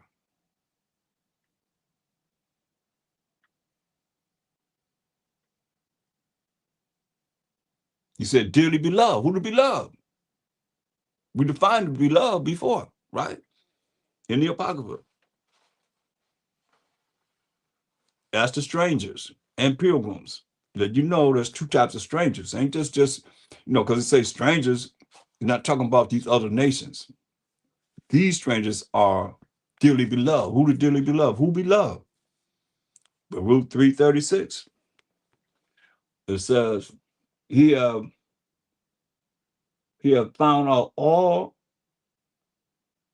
the way of knowledge, and have given it unto Jacob, his servant, and to Israel, his beloved. Can't get no clearer than that. Israel, his beloved. So the beloved are we the Israelites. So now when you see it in the New Testament, you don't know what that is defined in the Old Testament. That's why y'all got to stop dealing with, look at the Bible first before you go some Strong's Concordance or wherever you want to go define these things, man. The Bible answers itself, deal with that first, because nobody can gainsay on that. That's from the Most High. Ain't no man to put his little twist in, this, that, or third, whatever. The beloved are the Israelites. Hear what it says? Dearly beloved. So what is it talking to? The Israelites, the 12 tribes of Israel. I beseech you as strangers and pilgrims, abstain from fleshly lust, which war against the soul. You see? Having your conversation honest among the Gentiles, that whereas they speak against you as evildoers, and they do speak against us as evildoers because we are contrary to the way they think. We're contrary to the way they have programmed everybody to believe in these religions. They consider us evildoers. They may, by your good works, by us keeping the law, statutes, commandments of the Most High, praising the Most High, which they shall behold, glorify the Most High in the day of visitation. Yeah. Don't wait till he visits you, though. I'm telling you. Don't wait till he come. Because you ain't glorified him by the time he come. And you're going to glorify when he come. You're going to be like, you ain't never glorified me. I'm here to take you down. I'm here to bring this judgment on you. Don't wait till it's, hey. But if you hear it, you hearing it, I'm telling you, you can't praise him enough. Mashawashai praised him. All the apostles praised him. They know better. Hey, you send one of them angels on you, you're butt gonna faint. You're gonna be wondering what's going on. Or with them invisible beings, Mashawashai made things visible and invisible. What's gonna do when he come for you? See, people be afraid. You think they ain't fear the Most High, but you gonna fear what it is that He created on this earth that you ain't never seen, or you seen. I done seen all kind of different things, visible, invisible, all of that. I experienced all of that. Well, I know this Bible is real, man. It's real. As real could be. Better understand. And don't forget, ever forget, just because it ain't came your way, oh, it's coming. When people died from darkness and when he brought them plagues in Egypt, and he's gonna bring plagues on this earth worse than he ever did. You know why? Because his name gonna last forever and ever and ever. He gonna be all in all. Everybody, every knee gonna bow. Every tongue gonna confess that a Mashiach besides the power to the glory of the Most High. Believe this. He gonna never have to do it again, ever. You think about that. He never gonna have to bring anything on this earth to acknowledge himself. Everybody gonna know him from the least to the greatest to the least. Everybody gonna know the Most High. Play around if you want to. God say, man, it's a beautiful thing to fall in the hands of living power.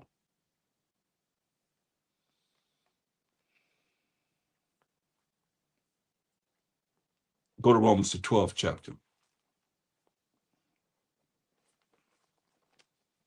Romans, the 12th chapter, verse 1.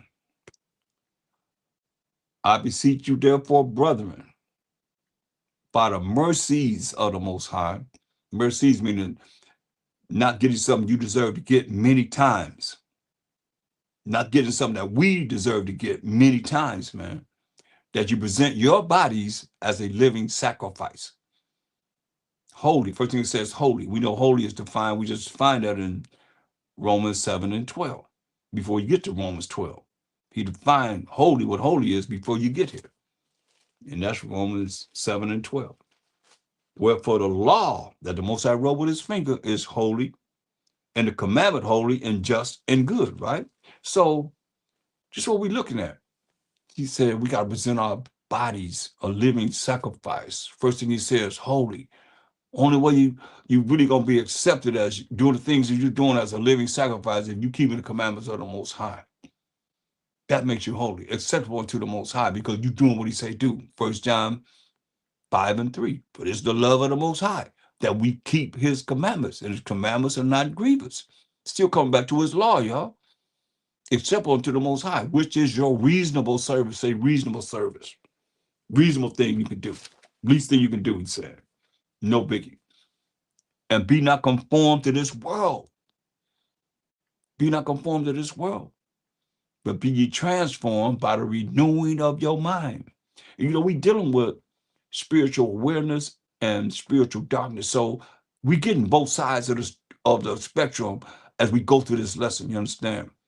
So you got to take in both sides of, so you know how to operate. And be not conformed to this world, but be ye transformed. That's transforming.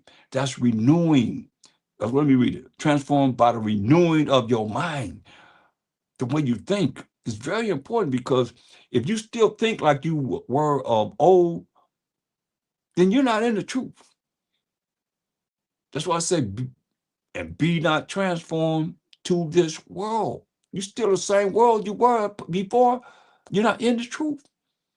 But be ye transformed by the renewing of your mind. Your mind has to be renewed. You got to change. You got to become a new creature. You got to be, like my shall say, born again. Your thoughts have to be changed. You can't think the same way. Oh, this is you comparing everything to your wicked world that you came from. You ain't in no truth. Listen, compare everything to this Bible, what this Bible says.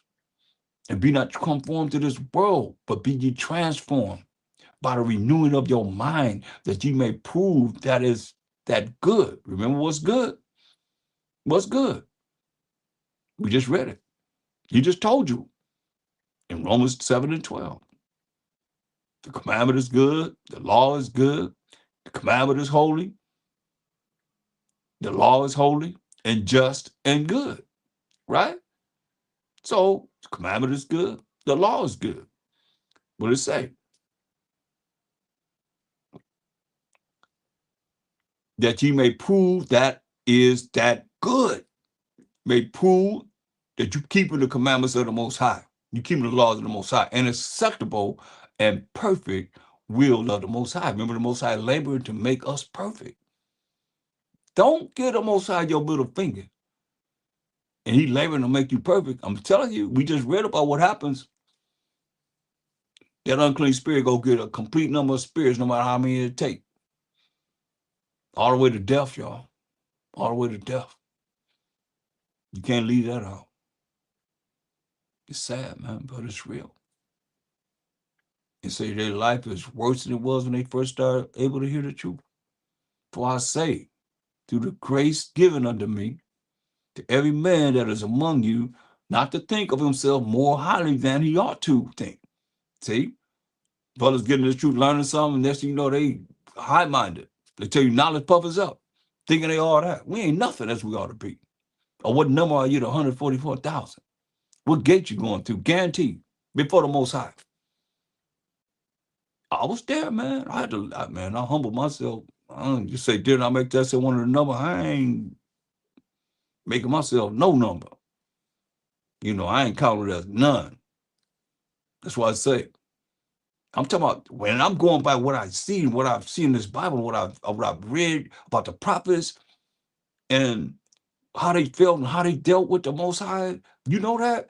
You need to know how Mashiach said, don't call me good. He said, good master, don't call me good. Ain't nobody good but the Most High. Are you rolling like that? Or how you doing? I'm good. Because you following trend of what the world says. He said, be not conformed to this world. The world say, hey, how you doing? I'm good. Hamashiach say, only ain't nobody good but the Most High. But you say, you'll come up with excuses. Oh, I can say it because, here we go right here. This man is good, whatever, No, I'm going to go by what Hamashiach, who know better than him?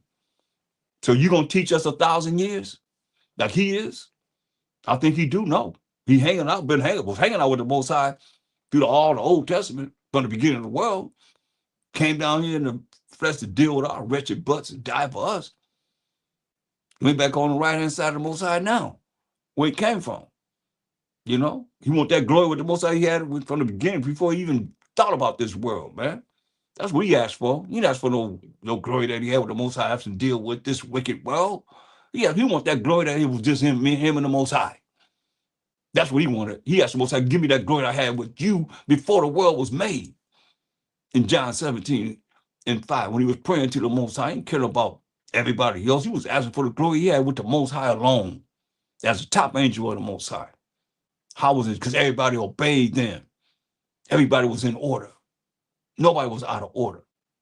But here we are now, like we something powerful. We ain't nothing as we got to be. But show me what a Mashiach going to teach us for 1,000 years of the Most High, that he ain't got to come and teach us. You could teach us. He said, many won't come in my name and say, I am Mashiach. Who doing that? That's why we got to be humble, man. That's what he say. So I say, through the grace given unto me, to every man that is among you, not to think of himself more highly than he ought to think, but to think soberly, focus on being humble, according as the Most High have dealt to every man the measure of faith in him. You got to think soberly, man. You got to be focused on what it is that you need to be focused on. He gave you that little, take that little and run with it. But don't think you all that. We ain't nothing, man. For as we have many members in one body, and all members have not the same office. Everybody's not going to do the same thing. Everybody that come in the truth is not going to be no street teacher or going out there standing holding posts. You got different administrations in this truth. Everybody's not going to do the same thing. We got different members, but we don't have the same office. So we, being many, are one body, Bashama Mashiach Yahushua, in a Mashiach Yahushua, in the name of the Lord and Savior, and every one member is one of another, man. So we got having then gifts differing according to the grace that is given to us. You see, you have different gifts. It's not the same. Everybody gonna do the same thing. Whether prophecy, let us prophesy according to the proportion of faith. If you prophesy, you know about what's going to happen in the future. You got all these plagues that's coming on the earth, and the World War III down. You got, Revelations and Daniels and Ezra, all these different scriptures down. Prophesy about it. You say, or ministry. These different administrations of being in the truth or ministry. Let us wait on our ministering, which is 30 to 50. It said, or he that teaches on teaching. Teaching, your teacher, wait on those teaching through the faith of the Most High. Different administrations. Everybody not doing the same thing. And he that exhorteth on exhortation. He that giveth, let him do it with simplicity. See, somebody's giving, let him do it with simplicity. Not over, zealous and look what I'm doing, look what I'm doing. Simplicity. Keep it simple, or you be stupid. That's KISS. You say, he that ruleth with diligence, he that serveth mercy with cheerfulness. See, it's got to be, he's giving you these different administrations that people are going to be doing, and everybody don't do the same thing. Everybody going to be in the same position to do the same thing. In the truth, it says, let love be without dissimulation. Abhor, hate that which is evil. Cleave to that which is good. You know? He say, hate that, abhor mean to hate. Hate that which is evil. Cleave to that which is good. So a lot of people, they don't realize that they are operating in evil when it's contrary to the way we should act in operating in the truth, before the Most High. That's why it hurts, it's hateful. So that's why I say, hate that which is evil, cleave to that which is good. And look at looking at that, go to Deuteronomy. Let's go to the law. Let's go to some laws. Go to Deuteronomy, the 13th chapter. You gotta put this evil away, man.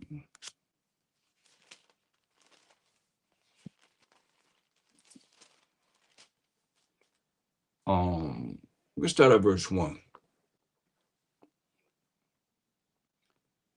Deuteronomy 13:1. If there arise among you a prophet or a dreamer of dreams, and giveth thee a sign or a wonder, give you a sign or wonder. Like they was predicting that the world was going to end. What was that, the 23rd of last month or something of that nature? It was some date that it was given. Only the Most High know, y'all. How much I would say I don't know. Nobody know. Angels don't know. Nobody know but the Most High. I'll show you that. And the sign or the wonder come to pass, whereof he spake unto thee, saying, let us go after other gods. Let us go after other religions. They say gods here, I like to say religions, because they're not dealing with the Most High. They're not dealing with the power of Abraham, Isaac, and Jacob. Not what this Bible is talking about. It says, whereof he spake unto thee, saying, let us go after other gods, other idols, other religions for us today, which thou hast not known, and let us serve them. These gods that these other religions are involved in, because they're not dealing with the power of Abraham, Isaac, Jacob, Jacob being the forefather of the 12 tribes of Israel, who are Judah, Benjamin, Levi, Simeon, Zebulun, Ephraim, Manasseh, Gad, Reuben, Naphtali, Asher, and Issachar. That's our nation. That's the 12 tribes. So they're not dealing with them.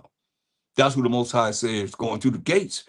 3 tribes on the north, 3 tribes on the south, 3 tribes on the east, and 3 tribes on the west. That make up the 12 tribes of Israel going through them gates. And that's in Revelations 21 and 12 down. So, I mean, come on. If they're not dealing with the Most High power, Abraham, Isaac, Jacob, they said that's his name forever. Hey, who they dealing with? That's another God, another power. Let us go after other gods, which thou hast not known, and let us serve them. Say, thou shalt not hearken, thou shalt not listen unto the words of that prophet or that dreamer of dreams, for the Most High your power proveth you to know whether you love the Most High, your power, with all your heart and with all your soul. And the only way you love the Most High, I tell you in 1 John in the New Testament, 5 and 3. But it's the love of the Most High that we keep his commandments. His commandments are not grievous. See that? So they're not teaching you to keep the commandments of the Most High, are they? What preacher is? What teacher is? What minister? What pastor? That just went through sleeping in tents. As the Most High said, we got to do it, keeping the Feast of Tabernacles. The first day was a holy day, and the last day a holy day. They teaching that? No. Bing, they're gone. It said, ye shall walk after the Most High, your power. Yours a personal possessive pronoun showing ownership. He said, we're supposed to walk after the Most High, our power, your power, and fear him. Hear that? Fear him. Be afraid of him. Be scared of him. And keep his commandments. See, there it is. Keep his commandments. They're not keeping the commandments, and obey his voice. And ye shall serve him and cleave unto him. See that? That's how you depart from evil.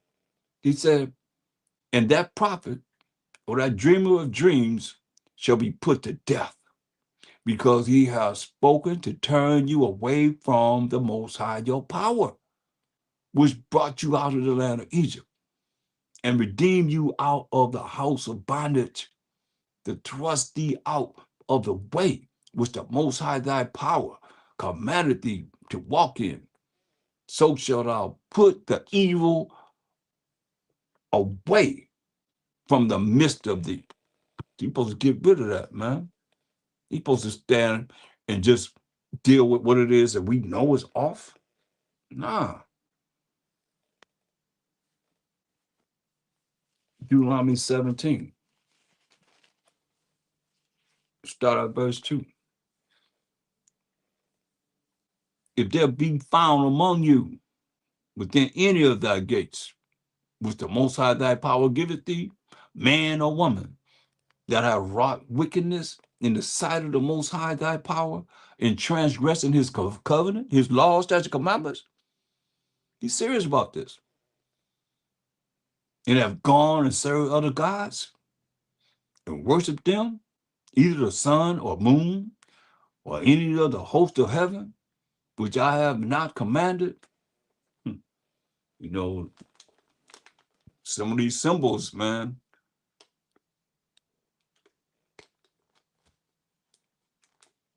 some of the things that they operating under represent the sun, the moon, the sun like Nimrod, the moon, Semiramis, his mother slash wife, you know, the stars, they worship the comets, all that.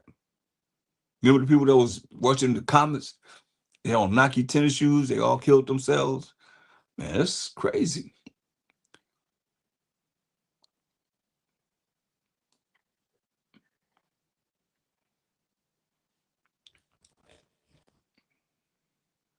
Once again, Deuteronomy 17 and verse 3, and have gone and served other gods and worshiped them, either the sun or moon or any of the host of heaven, stars, comets, whatever, which I have not commanded. So I say we supposed to look up at, and that's why I look at, to each his own, but Galatians 2:16 says, we're not supposed to talk about no one that keep the new moons and the Sabbath days and so forth. But I just feel in my spirit that there's no way that I can look for a sign from the moon, and then when I see it, somebody gonna say, "Oh, praise to the Most High," and they look at that moon. You can't look in the sky and see nothing if you're dealing with the dark moon. You don't see nothing. You ain't saying, you ain't looking out there saying, "All praise to the Most High," to the sky, but nothing. But if you're looking for the sliver, you're looking for the full moon, you're looking for this, whatever, you can look at it and somebody gonna say that. They're gonna look at that moon and say, "Oh, praise to the Most High. It's the new moon." Unless you're training them not to, and then people that's coming in, they're gonna do it. You're responsible. That's why I look at it. What do you say? Just food for thought, y'all.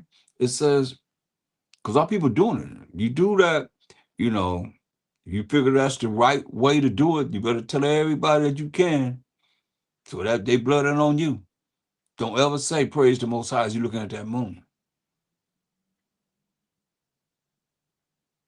And have gone and served other gods, verse 3, and worship them, either the sun or the moon, or any of the host of heaven, which I have not commanded, and it be told thee.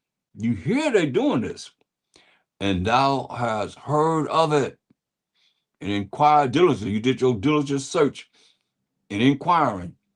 This is what they're doing. And behold, it is true. It is true.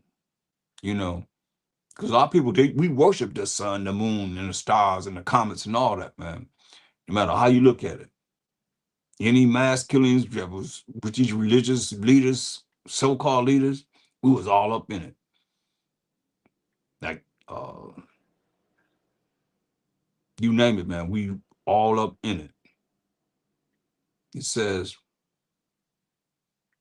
and it be told thee that they worship in the sun, the moon, the stars, the comets, and whatever, the sky.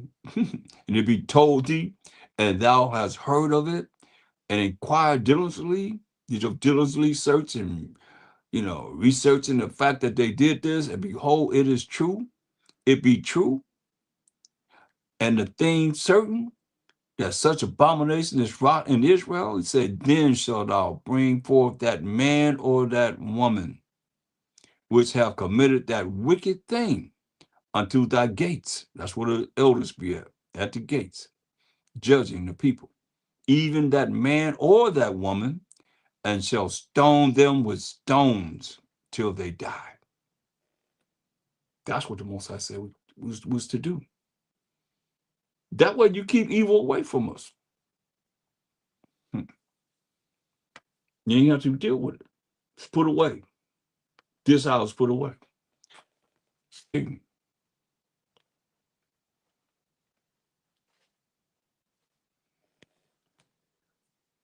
If a false witness rise up against any man to testify against him, that which is wrong, you're telling a lie on someone. Then both the men between whom the controversy is, the one they lied on, the one that's doing the lying, shall stand before the Most High, before the priests and the judges, which shall be in those days. And the judges shall make diligent inquiring on the matter. And behold, if the witness be a false witness, it be a lie, and have testified falsely against his brother, you told a lie against your brother,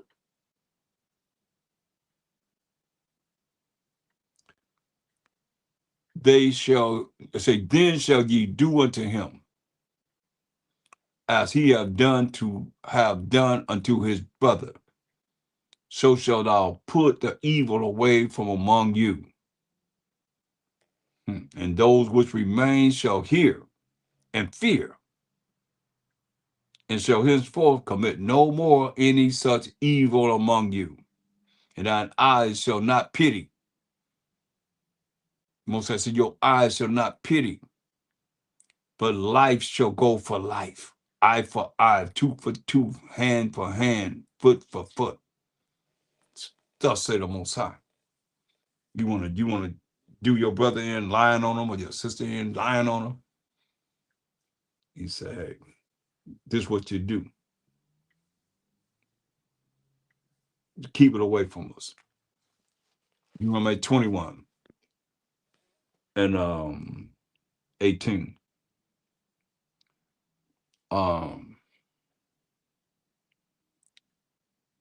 Verse 15. It says, if a man, Deuteronomy 21 and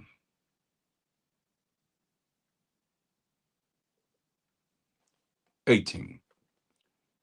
If a man have a stubborn and rebellious son, you got a stubborn and rebellious son, don't want to listen to you, don't want to do what you say do, which will not obey the voice of his father or the voice of his mother.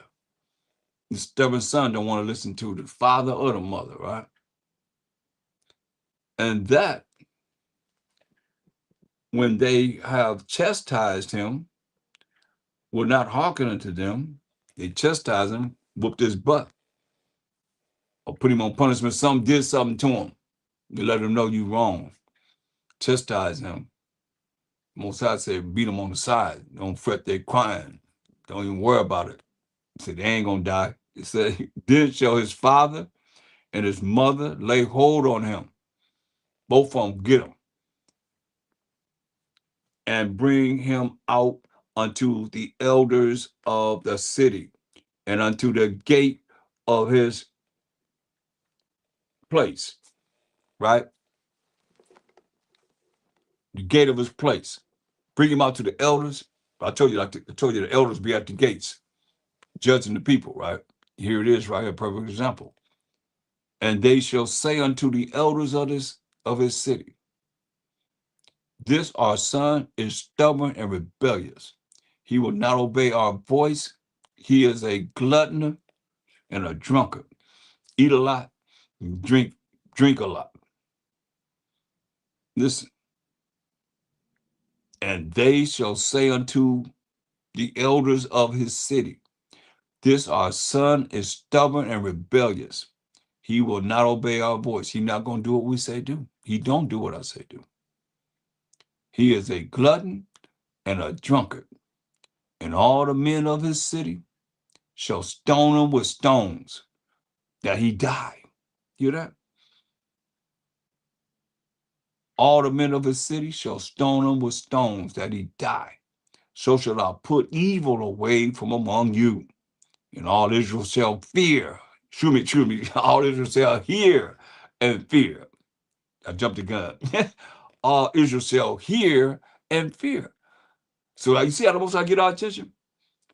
He said, put him to death, stone him to death. You want to be a rebellious son? He said, put him to death. See, a lot of y'all probably can't relate to that because y'all caught up in this world. Y'all got this world got you all mesmerized, and food and with spells, I guess I could say. This is what the law says. And all the men of his city shall stone him with stones, that he die. What do you think? You think another son gonna be trying to be rebellious when they see this? So shall I put evil away from among you, and all Israel shall hear. They will hear about what happened and fear. What do you think the next son's gonna do? Because look, go to the commandment. Exodus 20, 20th chapter. It's the commandments. Exodus 20 and verse, for what we just went over, we can go over it. It says in verse 12, Exodus 20 and 12, it says, honor thy father and thy mother, that thy days may be long upon the land which the Most High thy power giveth thee. So they didn't honor their father and mother, they were put to death. We just read it, didn't we? They were stubborn and rebellious, didn't want to listen to the voice of their father, the voice of their mother. After they chastised them, they still was rebellious, brought them to the elders that's at the gates, and they stoned them. The men of the city stoned them to death, putting fear. They're going to hear other people, other Israelites going to hear, and they're going to fear. He also said, we went over this too in verse 16, thou shalt not bear false witness against thy neighbor. We went over that one too. If you do, say, hey, it was put to death. Y'all gotta see this. Gotta go over these laws too. So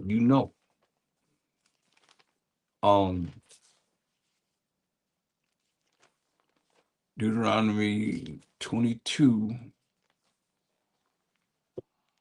Deuteronomy 22.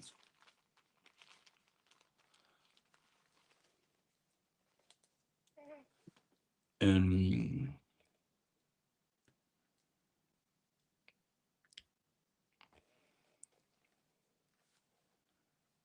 let's look at it.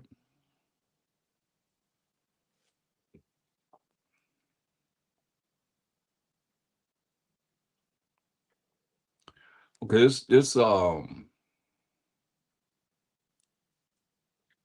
is pertaining to well, let's read it. A man and his wife. Deuteronomy 22 and 13. We'll start there.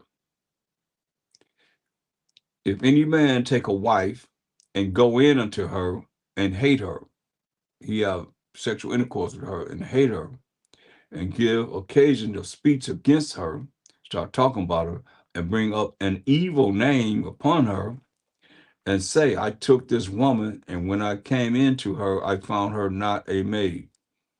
Then shall the father of the damsel and her mother take and bring forth the tokens of the damsel's virginity unto the elders of the city in that gate. So what he's talking about is when he went into her, he got married, and he went into her, she was not a virgin. Because see, our women was mainly virgins when we married them. So when she went in to the wedding, we had what we call wedding chamber. Let me show you that.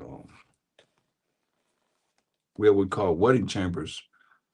And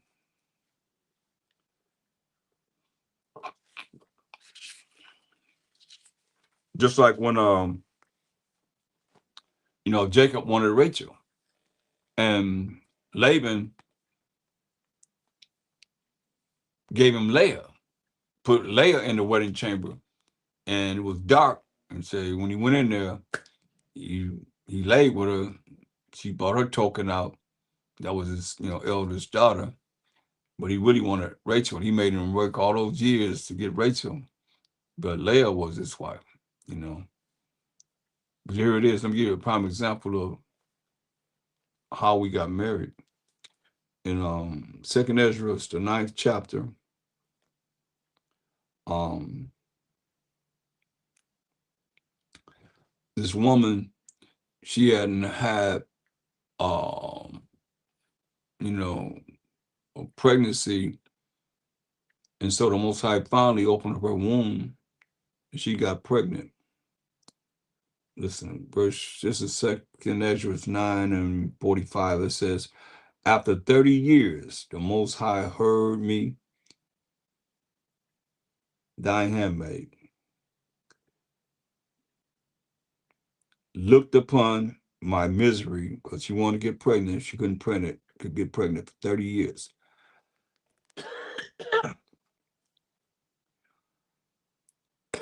Considered my trouble and gave me a son. And I was very glad of him. So was my household also, and all my neighbors. And we gave great honor unto the Almighty. Excuse me. Gave all praise to the Most High. That's a long time.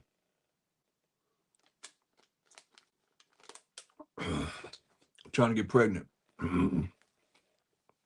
30 years.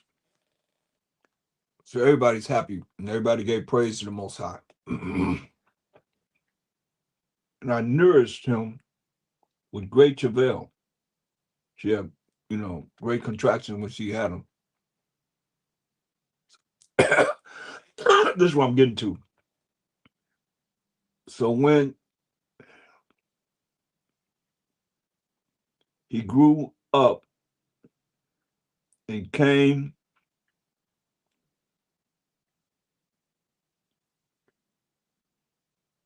to thou, but I'm gonna get my light is bad, John. Okay, let me see. Here it is. So when he grew up and came to his time, we in verse 47. All those want to know. Oh, second Ezra 9th chapter. That he should have a wife, I made a feast, right? What we call, say, when he grew up and it's time for him to have a wife, what we call a reception, okay? But this is called the wedding chamber, where they will go in the wedding chamber and we will be outside, like what we call a reception. Be out there waiting, having a good time, everything. They go in the wedding, they have a little room that they go in the room, and the lady, if she's a virgin, or the maid, if she's a virgin, young girl, if she's a virgin, and they have like what they call a cloth that she would lay on, and then when they had sex, then the blood would, from the hymen being broke, would fall onto the cloth. This is a tradition that, and the custom that we did as Israelites. So now, chapter 10:1, it says, and it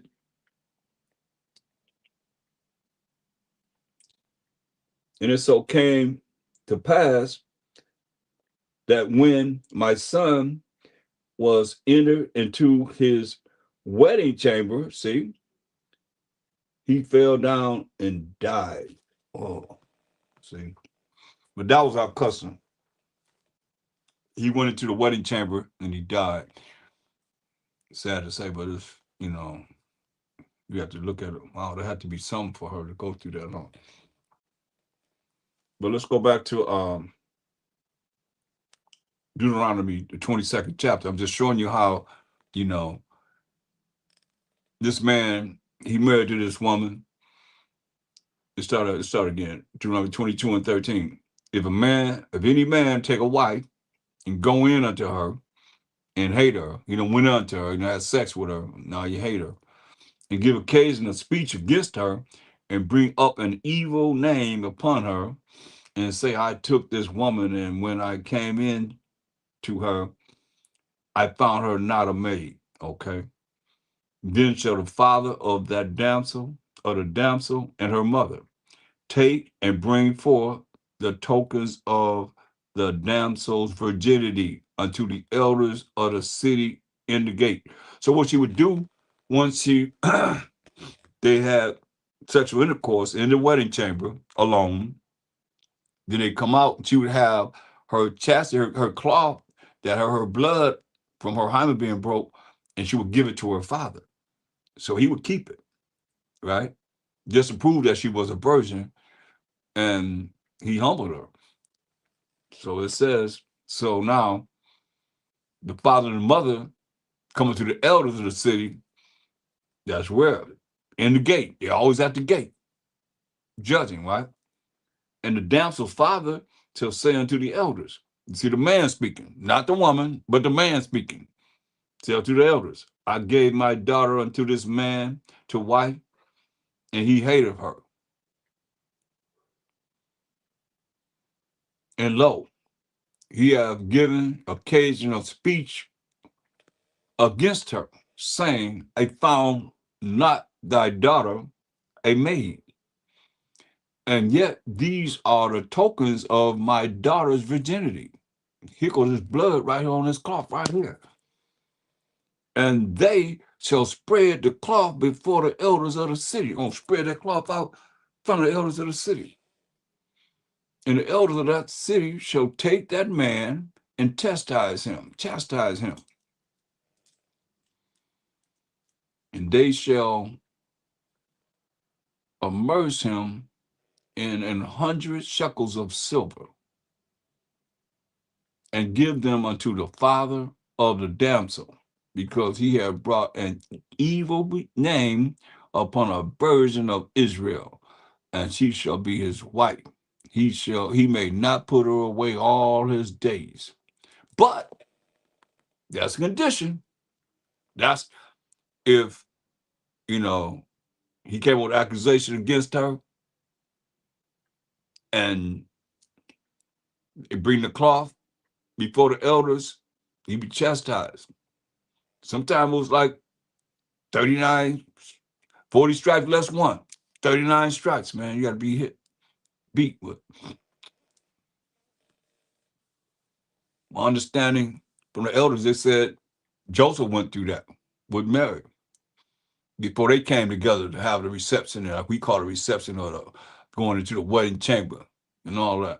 But, you know, that's another story. It say, but, verse 20, if this thing be true, and the tokens of virginity be not found for the damsel, you don't have that cloth of virginity, and it's true, she done went out there and, or she done lay with somebody else before she got with them, then they shall bring out the damsel to the door of her father's house, and the men of her city shall stone her with stones. Ooh, that she died.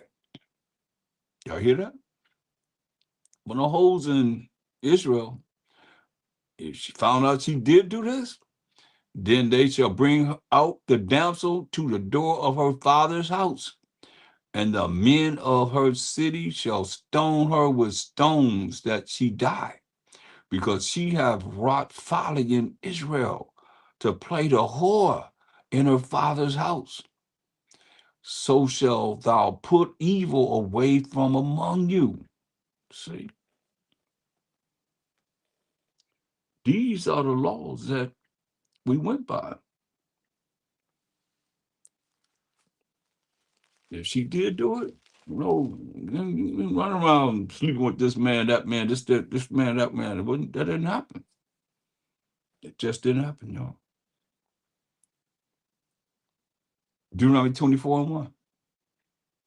If a man have taken a wife and married her, and it come to pass that she find no favor in his eyes, because he have found some uncleanness in her,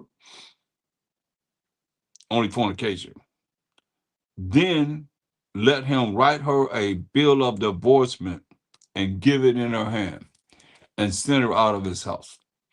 And when she is departed out of his house, when she had a divorce, she may go and be another man's wife. And if the latter husband hate her, once you get married, you hate her, and write her a bill of divorcement and give it in her hand and send her out of his house. Or if the latter husband died, which took her to be his wife, she was married to someone, she got a bill of divorce, and then she married someone else, and that man died, her husband died, the one that she got with, the second husband, her former husband, which sent her away, may not take her again to be his wife. You can't lay with him no more. It's over with. You're not lay with, you're not lay with her to make her his wife again. After that, she is defiled. But that is an abomination before the Most High. And thou shalt not cause the land to sin, which the Most High thy power giveth thee for an inheritance.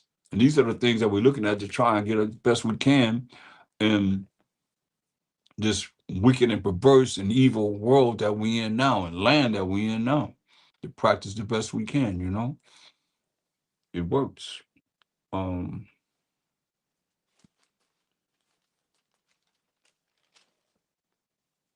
Job 22. Job 22. And I just went to these laws. Job 22 and 23.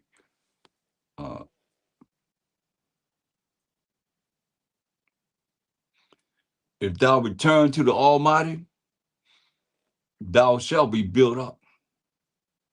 Thou shalt put away iniquity far from thy tabernacles.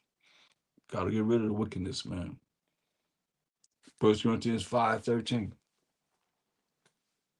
1 Corinthians 5:13.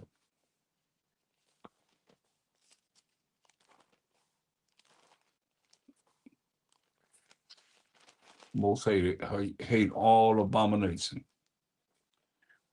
But them that are without is truth, and without the kingdom, those are judges. Therefore, put away from among yourselves that wicked person.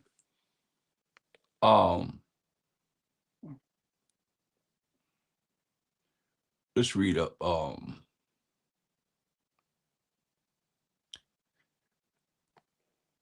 Okay, let's see.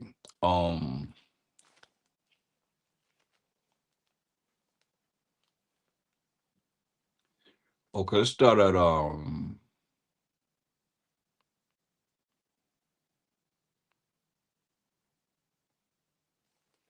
he's talking about a Masha Passover in verse 7. Purge out therefore the old leaven, that's the old wickedness, the way you have been in the past, that ye may be a new lump, new creature, new lump, new person. As ye are unleavened, meaning you're getting all this wickedness and evil and things that will make you not be holy, keeping the commandments of the Most High. For even the Mashiach, our Passover is sacrifice for us. And that sacrifice for the children of Israel. Therefore, let us keep the feast, not with old leaven, not with this old wickedness or iniquity, neither with the leaven of malice. You angry, but you don't really have a cause to be angry, and wickedness, but with the unleavened bread of sincerity and truth. And we know the truth, class. We ain't sung it all night. Psalms 119, 142. That righteousness is an everlasting righteousness, and thy law is the truth. Right? So keeping the sincerity and keeping the commandments of the Most High. Say, I wrote it to you in an epistle, not to company with fornicators. So you said not to company with fornicators. Those that are, you know, especially following other gods, that's spiritual fornication.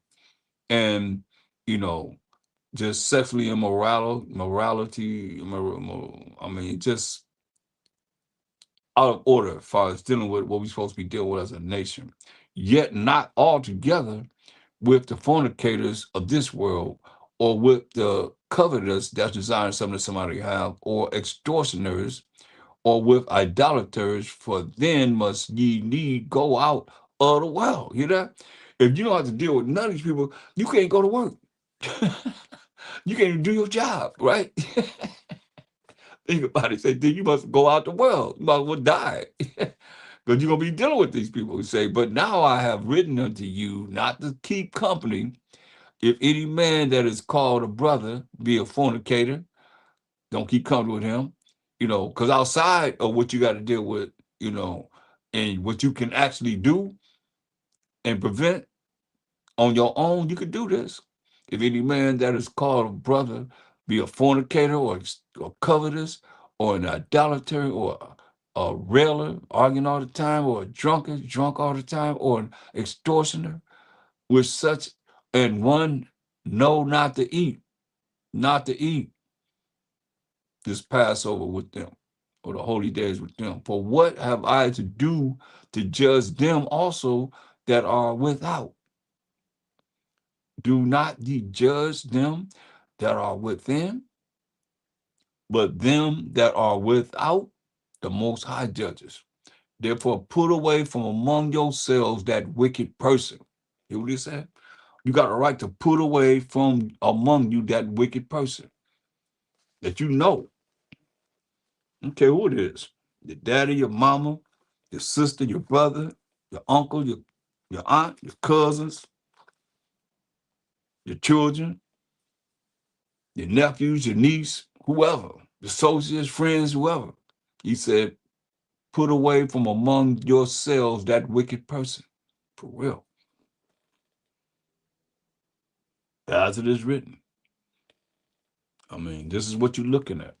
Well, we have to look at what it is that we're learning, and we change. Romans 16, 17.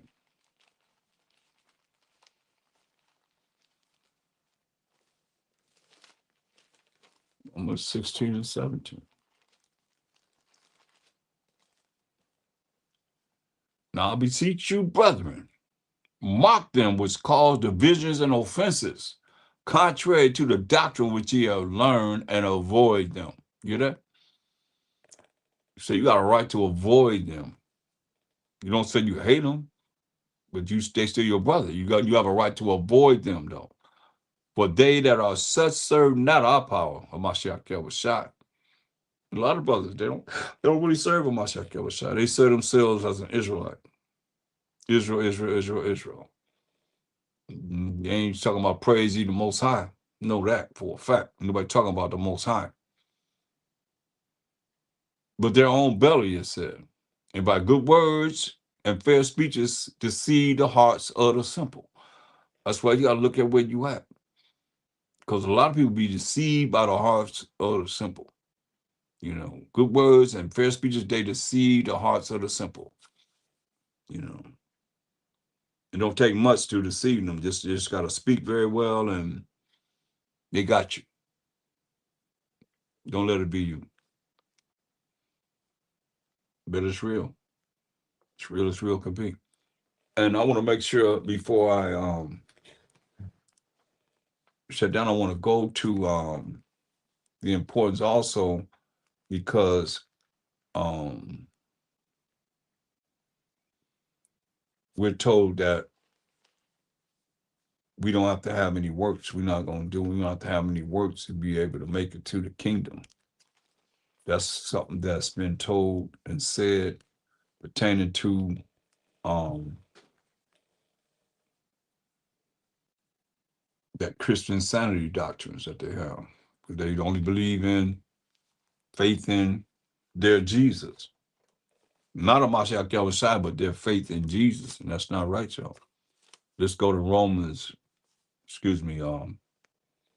Revelations 20 and verse 12. This is the judgment that a seat that a Mashiach Yahushua going to sit on, the judge for the Most High. It says, And I saw the dead, small and great, stand before the Most High. And the books were open. And another book was open, which is the book of life. So you got two books. You got the books and you had a book of life, right? And the dead were judged out of those things which were written in the books, according to their works. Come on. According to their works. That's what it's saying. They're going to be judged according to their works, what they've done in these mortal bodies. So let nobody fool you. Because you've been fooled long enough. You got to stop being simple.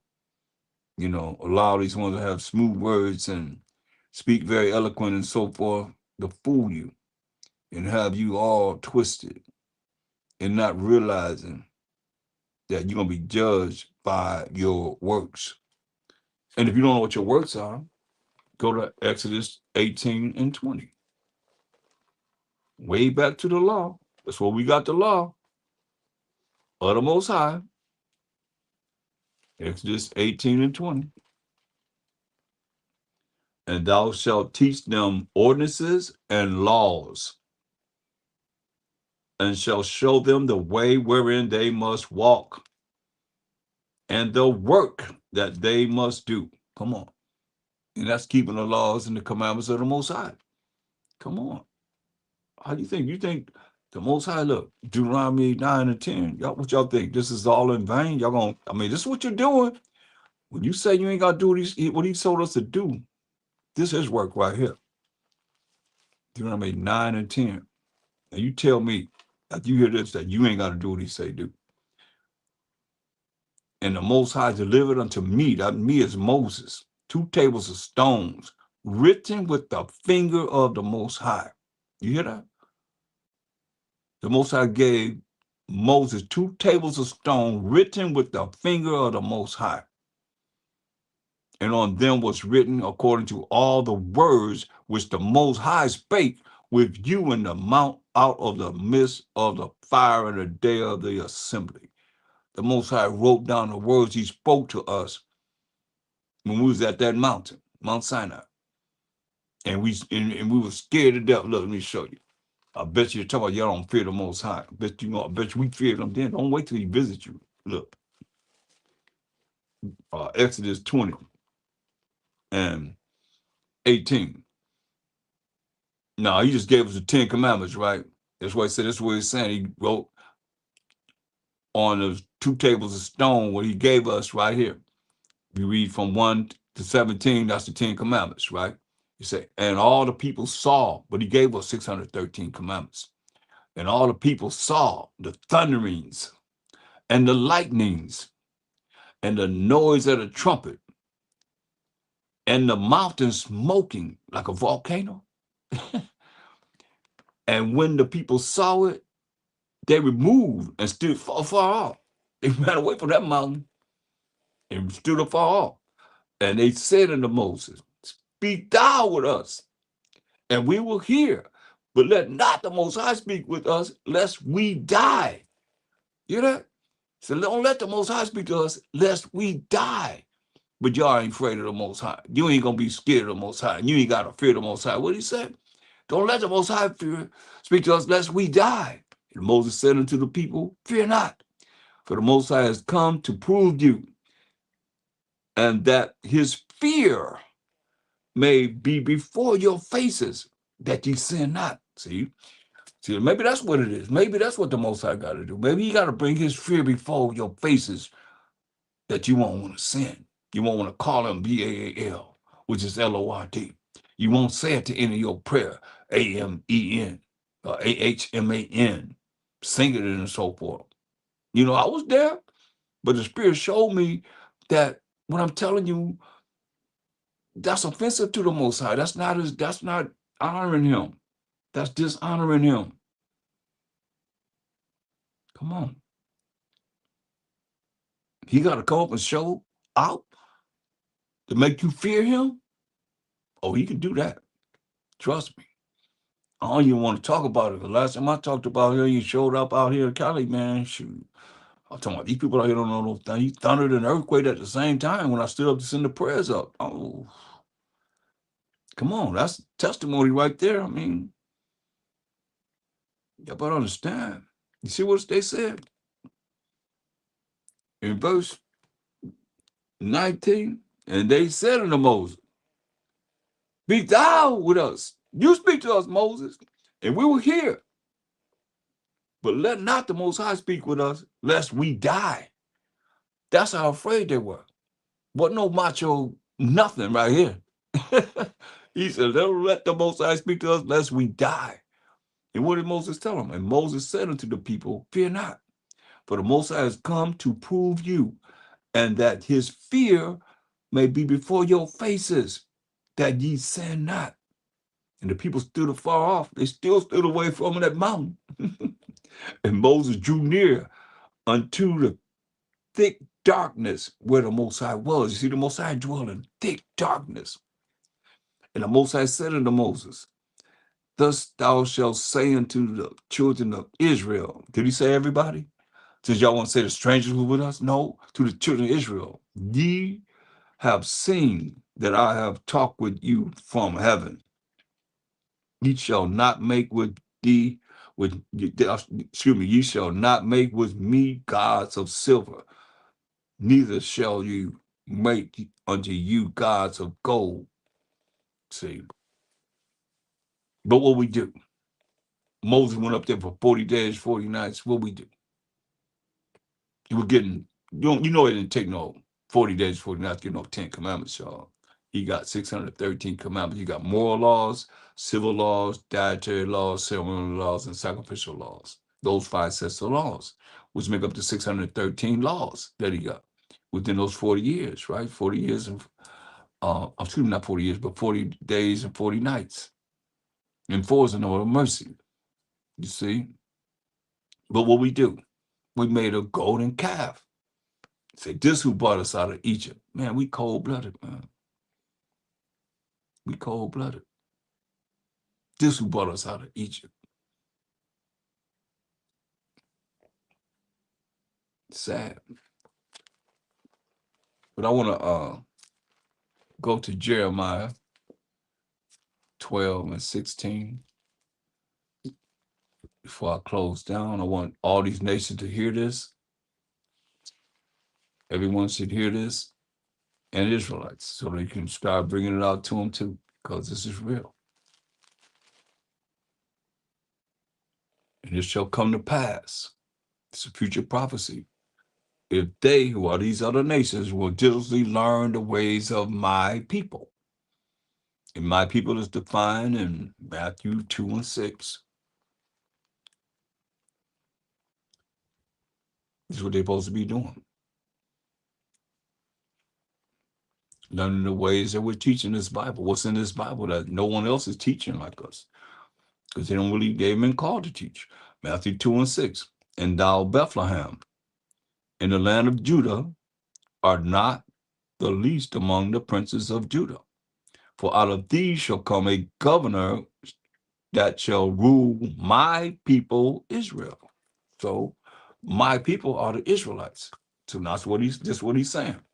Jeremiah 12 and 16. "And it shall come to pass," future prophecy, "if they will diligently learn the ways of my people, to swear by my name, Yahweh, the power of Abraham, Isaac, and Jacob, Jacob being the forefather of the 12 tribes of Israel, the Most High liveth, as they taught my people to swear by Baal."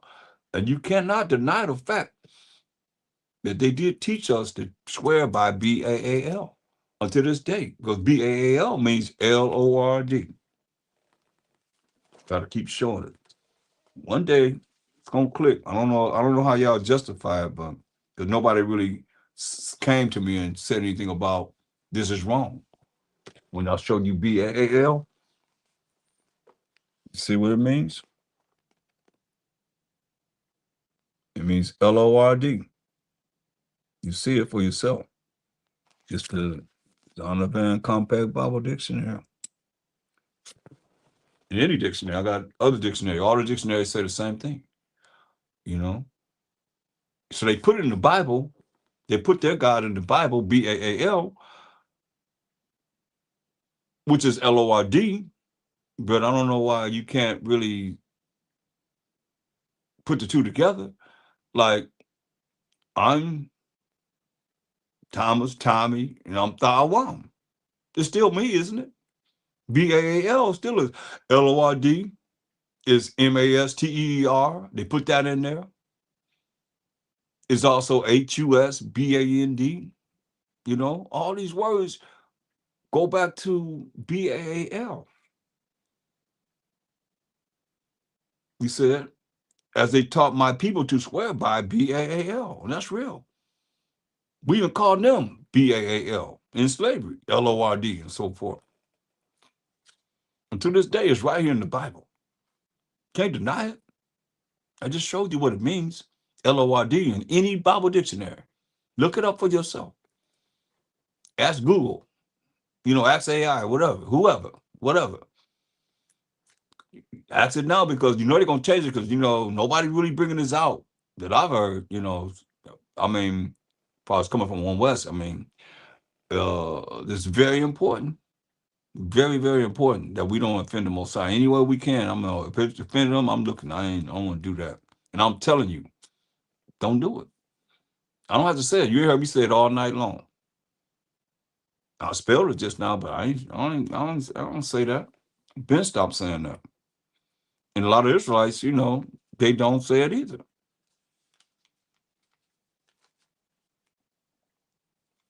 Say, if they taught my people to swear by Baal, which is Lordmaster, then shall they be built in the midst of my people. That's the remnant of these nations that can be built in the midst of us. But if they will not obey, you don't want to do what he said do? By what? Just learning the ways of my people, of what we're teaching as the Israelites? If they will not obey, you don't want to obey that? He said, I will utterly pluck up and destroy that nation. And he said individual, he's going to utterly pluck up and destroy that nation, said the Most High. That's what the Most High said. So you have a choice. You keep on following the ways of these Gentiles, these other people that have not been called by the Most High to teach this Bible. Topic after topic after subject after subject. I mean, you're going to utterly pluck up that and destroy that nation. He's going to utterly pluck up and destroy that nation. Who said it? Said the Most High. So y'all supposed to be learning what it is that we're teaching.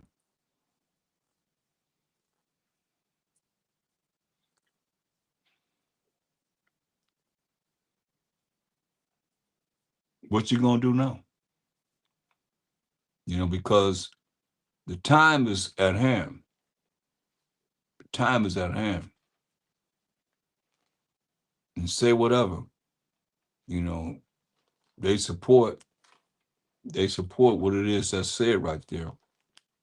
And hopefully, it's enough that's on the internet for everyone to be able to learn what it is we're teaching and stop dealing with this crisp insanity, man.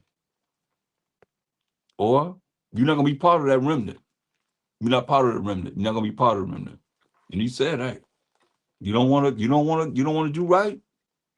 You want to do your own thing like you've been doing. He said, hey, you ain't ready to serve us. Isaiah 60:12. For the nation and kingdom that will not serve thee shall perish. Yeah, those nations shall be utterly wasted. Thus say the Most High. Verse 14, the sons also of them that afflicted thee shall come bending unto thee, and all they that despise thee shall bow themselves down at the soles of thy feet, of your feet, and they shall call thee the city of the Most High, the Zion of the Holy One of Israel. See that? They're going to call us the Zion of the Holy One of Israel. So they're going to bow themselves down at the soles of thy feet, and they they shall call thee the city of the Most High, the Zion of the Holy One of Israel. Said, whereas thou hast been forsaken and hated, we as the Israelites, so that no man went through thee, I will make thee an eternal excellency, a joy of many generations. Thou shalt also suck the milk of the Gentiles, these other nations, and shalt suck the breast of kings, and thou shalt know that I, the Most High, am thy Savior, and thy Redeemer, the mighty one of Jacob. That's what the Most High said he gonna do.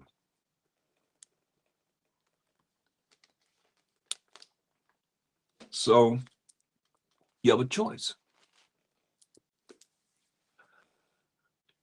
Let me say, you're gonna plug up and destroy that nation. Like he did us. Righteous and the wicked went into captivity for what the wicked did.